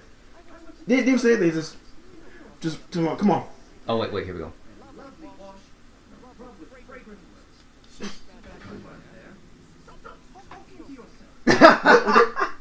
Yo, I'm dead. Oh god, This is why I was asking. I asked you specific questions about the movies. I'm like, please tell me they at least got the French right. No, let me tell you, none of that is none of that's in the movie. Brad is going to not love it. Let me tell you something. If you thought that Brad if you thought that Brad didn't think I was gonna hate their life, trust me, I can guarantee you, I can bet my bottom dollar that he is not going to love Prince of Persia when we do a movie review on that. He is going to hate that movie so much. But yeah, we're gonna do the Prince of Persia movie after we do the second game in the Sense of Time trilogy. Sounds good to me. Just so you can have an understanding of like what I would hope, what I was hoping for from Prince of Persia. Anyway, as you're saying? But that whole scene with Darth Maul, I was like, yo, that was intense. I didn't know how it was gonna go. He was just again. You had two Jedis, and this man who is not talking has two lightsabers attached to him, with spikes coming out of his head, and he's keeping up with them. I'm like, how is this possible? Also, fun fact: he was also the same guy who played Toad in the X-Men movies. Wait, who? Yeah, Toad. What? Yeah, in the original X-Men movie, the guy that was him. Toad, yeah, that's him. Whoa. Yeah, when that's kind of funny, right? He also designed his own fight choreography around Darth Maul's lightsaber. So yeah. Yes, he designed that choreography himself. He is a stuntman himself. He also, if you have to look in the X-Men, the first X-Men movie with Hugh Jackman and all of them, and Halle Berry, there's a scene where Toad pulls out like this long pole. He twirls it. That is a deliberate reference to him being Darth Maul. I go back and watch it now. Oh my god! I have the movies. Wow, that is insane to me. I didn't know that. And when someone pointed out to me, I'm like, wait, really? That's Darth Maul? That's wild, my dude. And sometimes I think sometimes when he's at like at conventions, he'll still sometimes bust out the Darth Maul. Oh no, he will. No, he will. He will. I got another one for him. All right, go for it. Okay, May 5th, Guardians of the Galaxy 3. That's not going to be good. I already know that movie's not going to be good. I was speaking of someone who's only seen the first Guardians of the Galaxy, did not have any interest in seeing the second one. I already know the third one's not going to be any good. The first one was okay, not a movie I've watched twice. Look, and not a movie I go back for a sequel for. No, but this is another one that me and Brad are different on. He does not like Guardians of the Galaxy. I do. I love it because I don't take it seriously because it's not meant to be taken seriously. Fair point. So, but I understand where he's coming from. But I enjoy it. So I get where he's coming from. I'm not disagreeing with him, but I just already knew what it's going to be. Now, this is what the next one I really want to. I know what it's going to be, but I want to see his anger and passion behind this one. I already know what he's going to say. Okay. May 19th, Fast X. They need to stop at the third movie. I'm gonna be honest, after the third movie they should have stopped. Like, I like the first one, I like the second one. I think the third one was okay, but why did you feel the need to keep going? I'm being honest, man. Like, I don't even think it's a vanity project. No, why do we need to keep going? I'll tell you why. Because of family. Oh my god! If I hear that term one more goddamn time, like Vin Diesel has to know by now that that's just a meme. He has to know that is a meme that no one takes seriously anymore. He has to freaking know. I don't have friends. I have family. It's to a point now to where I don't even care if people spoil that movie for me because there's. Okay, Jesus. Okay. I saw that. So it's to a point now to where it's like I don't even care if people spoil those movies for me because I'm not gonna go out my way to watch them. If they're on, I'll put them on and watch them. Sure, they're not bad movies to like watch, but I'm not gonna go out of my way to learn the deep lore and backstory and the world building and the mechanics. This is a movie where two guys hook up two muscle cars to a safe and drag it through the street when that is physically impossible. But look. Here's the funny part, guys, about this whole entire thing. we have to review the whole franchise. Yep. Yes, we do. And I'm probably going to be 50 proof by the end of the third movie. I'm going to be 100% with you. Yeah, but no, maybe 60 proof. Who knows? But here's what get even funnier too. They got one more after this. Isn't it a reboot? No, no, it's number 11. I thought they were done after 10. No, no, they got one more. Didn't he say that they were done after 10? That X was gonna be the last one? Yeah, but the change came and said no. We got one more in the tank. What next? Is it gonna be Fast and Furious on fucking Mars or some shit? They've done everything you can basically do. The only thing you can really do at this point is basically try to steal Stonehenge. But look, and I'm laughing at this because I love when he expressed about this franchise. Now he will make it funnier. In the next month, because January is about in the next couple of days. Next month in February, they're gonna release a trailer for Fast X. I can't wait to see his reaction to this. I can only imagine that it's gonna be some stupid expensive car, some stupid looking military car, doing something completely impractical. Maybe Dwayne Johnson is making love to a missile this time. He's not coming back at he's all. not? Oh, no. Right, because him and Vinny don't get along. Yeah, but look, you will hear the words. Family. Oh, that goes without saying. If you see him, look, on our podcast, if you see him walk away, that's why. At this point, the only way I'm gonna be okay with these movies going on is if every time Vin Diesel's character gets into a car and honks the horn, it doesn't go beep beep. It goes family, family, family. Because at this point, you just gotta lean into it. But here's the funny thing about this whole thing. When Brad said Vin Diesel has to know that's what I mean. Here's the funny part. He's being dead serious. Oh, I know he's being dead serious. Yeah. I know he's being dead serious. That's why I'm like, you gotta understand, man. At some point, you just gotta give it up. Yeah. No, but look, when they made Furious 7, I understood why he mentioned about the family part because again, Paul Walker. I understand it because he was a special component in that franchise. Who ironically died in a car accident. Yeah. Mm-hmm. No, I'm not even being funny about that. He legit legit died in a car accident. No, he really did because it was Paul Walker's friend or something, and I guess they were telling like his non-profit organization, and then I think after like the party or whatever, his friend drove and Paul was in the passenger side. Yeah. And they the car spun out of control and hit a tree and it combusted and they were already dead on impact. Yeah, impact. Yeah. And that was really and I actually ain't gonna lie to you. Paul Walker was not, and that's another genuine guy. He was very genuine. Paul Walker is a very genuine guy from what I've seen. And when I heard that, it broke my heart. It really did. So I can understand why for Vin, he's doing that part. Yeah. But it's just like you said. Oh wait, I have to skip the vision. My bad. Yeah.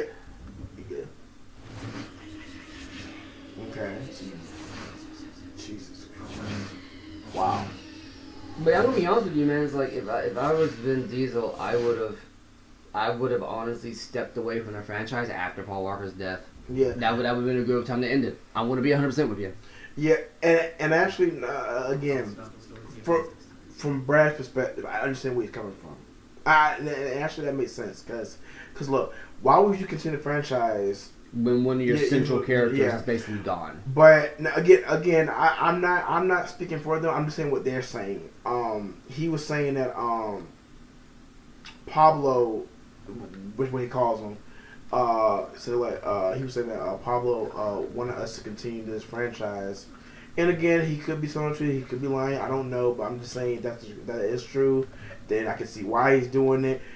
But at the same time, I understand when people are saying it's getting out of control because it literally is. But I'm saying for me as a fan, now I'm a true diehard Fast and Furious fan. But at the same time, I understand the stuff that don't make any sense. I understand that. I'm not denying none of that because it's crazy. It gets out of hand, literally. I understand, but it's just funny seeing people's reaction to about, "Are you serious? How far are they going to take this? Like, how many times are you going to crash a car and live through that?" Yeah.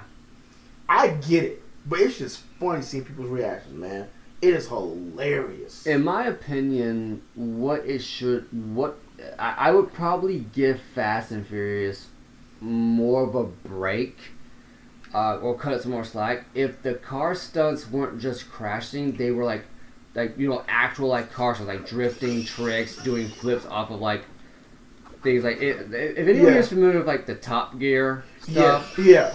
like specifically the UK Top Gear, where it's like they would do like like car modifications and do like these like endurance trials with the vehicle, like put them through their paces, and then maybe do a crash or two here and there, like do like actual stunts with the cars. Yeah, I would be more inclined to like the franchise way more and maybe stick with it a lot longer. But as it is, I don't really care past 3. I might actually care about 4. Yeah. But that's pushing it. Yeah, and see, now I don't know if this part's true, but there's rumors and everything from what I heard where either the director of the first one, whatever, I don't know who it was, they said that they're going to end up that there's a possibility they would end up going back to the drawing board and just sticking to that first Fast and Furious film, or they would actually street race and everything and stick to that instead of going off the rails and everything. Because they said like, you know what, this was getting out of hand. So you know, after we finish 11, that's it for that franchise. We can go back to the drawing board and then just stick to just street racing.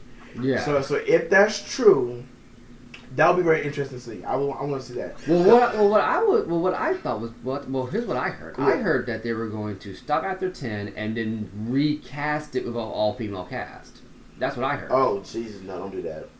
Now look. Let me specify because I know people y'all listen to my he's being sensitive. No. Whenever y'all do something like that, whenever y'all do a reboot and y'all doing an all-female cast, it always ends bad. It never does well because they overcompensate. Yeah, they overcompensate. And again, instead of just here's the premise we fell in love with a female cast. Yes. Let's make the female cast better than the other guys. Yes, but they overdo it to the point where it just becomes stupid. Brad has heard me many times say this like before the movies come out, and he's always said really. And when we see like how much it has done bad, he's like, oh, Ashley, you're right. Yes, because I know what's gonna happen every time they do that. And I'm like, I hope to God they don't do that. Please don't do that, because if you do that, you're definitely gonna ruin the franchise in my eyes if you do it that way. But what I would do right is have this be the Toretto series, right? Just have this be the Toretto series, and if you want to keep doing this style of Fast and Furious, fine, go for it. I ain't gonna stop you on that one. But if you're gonna do an all-female cast, one, do not try to overdo / overcompensate for the fact that they are females. We get it. They're women. Whoop-de-doo. Just do what you did in the first, Fast 1, Fast 2, and Tokyo Drift. Yeah. Do what you did in those 3 movies. Keep that general feel. Yeah. And just keep that writing, and I guarantee you're going to have a good movie with a solid cast. Yeah, because, per example, when there was a scene where it was Dom and Letty racing together, right? Yeah. Now, in that scene specifically, to me, I didn't see a female. I saw Letty. Yeah. Because she was a badass driver. She killed it. Yeah. So I'm saying if you do it that way, like he said, it works for me. But when you keep saying, oh, I'm a female, when you have like indications, you keep pointing at like she's a female, that gets me irritated more than anything. It's like what was it? It was Sonic Boom, of all fucking things. Uh-huh. A little cartoon about a blue hedgehog and his 4 friends fighting a relatively egg-shaped individual who makes robots, and you have the dumb one basically point out to a woman who basically points out to Amy, who's being like, will she do this or will she break the glass ceiling? He goes, when you point out there's a glass ceiling, doesn't that kind of negate there being a glass ceiling to begin with? Yeah. It's like, wait a minute. It's like, wait, did you just make a commentary about female empowerment that actually makes sense about it being stupid? That irritates me more than anything. Like, I really don't like when y'all do that. Like, stop doing that. It's like, if you have to point it out, are you really doing it? Yeah. Because again, with the movie Tomb Raider. And Which one? Both versions were Angelina Jolie and the one I can't remember her name. The reboot one. Both versions, I didn't see a female. I saw Laura Croft. Yeah. But especially with Angelina Jolie, you weren't forcing that she was a woman. She was just a badass treasure hunter. I'll be honest with you, I don't remember much about the Angelina Jolie one, but I do remember hearing that entire Tomb Raider franchise with her specifically was actually a vanity project. Oh, really? Yeah, from what I remember, and I gotta look it up again, but apparently it was all done because Angelina Jolie was on like an adrenaline high. So she was basically just trying to do as much adrenaline junkie stuff as she could, and she heard about, I guess, someone getting the rights to the Tomb Raider and said, fuck it, why not? Wow. But I mean, but look. If that's the case, props. Oh, yeah, probably. But I'm telling you, like, from what I saw, it was good to me. Like, I didn't see a female. That's what I'm saying. If you don't emphasize it, it's fine. I have no problem with females taking roles. But stop emphasizing about this woman empowerment stuff. It's really irritating me. Because 9 times out of 10, when you're doing, the people who do it actually aren't doing a good job. As a matter of fact, from what I'm being told from other women, they find it fucking annoying. Wow, see, it's like you effed up when. yeah. Now, where are they at? Because I've never heard this before. I've never heard this before. Look, I recommend looking up. I spend a lot of time on YouTube listening to. And by the way, we are winding down for the channel. I haven't moved a little bit. We're going to be picking it up again next Thursday. Oh, really? Yeah, it's about 2 hours and 15 minutes. Oh wow, the conversation was so good. I forgot. I didn't even know it was that long. But okay. So yeah, we will be winding down, and we're going to get ready to kind of head out here. In a little bit here, but just kind of finish it off. I watch a lot of film and narrative advice. Yeah. Videos, overly sarcastic productions, cinema. It's cinema something. Cinema Real is a guy who basically breaks down. I know you're talking about. I want to say he's maybe kind of Middle Eastern, maybe Asian. Yeah, I know you're talking about. Yes. And then there's another guy who, again, he did a whole series on Bruce Lee films. Yeah. And there's a few other people as well, and they've all kind of mentioned that while it's not bad to want to have these messages in your films and in your stories and have these empowerment/inclusive messages, that's fine. Yeah. You have to remember that first and foremost, you're telling a story, you're trying to entertain people, and you have to make sure that that is your priority. If you cannot massage your stuff in, and I'm using George Carlin, the former comedian who did his narration work for Thomas the Tank Engine way back in the day, and I bring that up specifically, and you'll hear in a second why.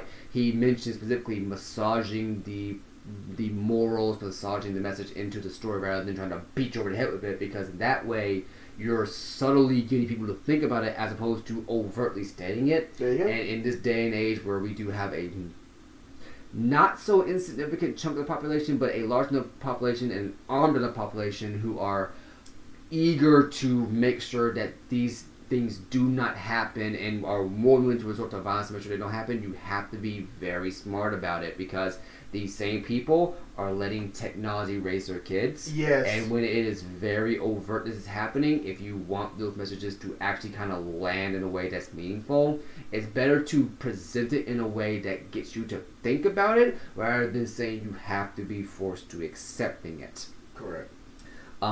Which and that's all to say that some of these videos I've watched, a lot of the female content creators have pointed out that the female empowerment trope that has happened in the last decade is not as empowering as some people like to think it is. Oh, wow. That's the first one, man. So, yeah, that's... And granted, they don't speak for everybody, I get it, but again, they're the ones who do talk about it, and the ones who don't talk about it are generally the women who are not watching these movies. Yeah, I believe it.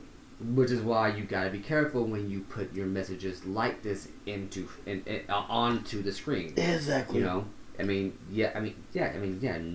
obviously, you know, love each other, be nice, and that kind of stuff. No one's going to say that's wrong. Yeah.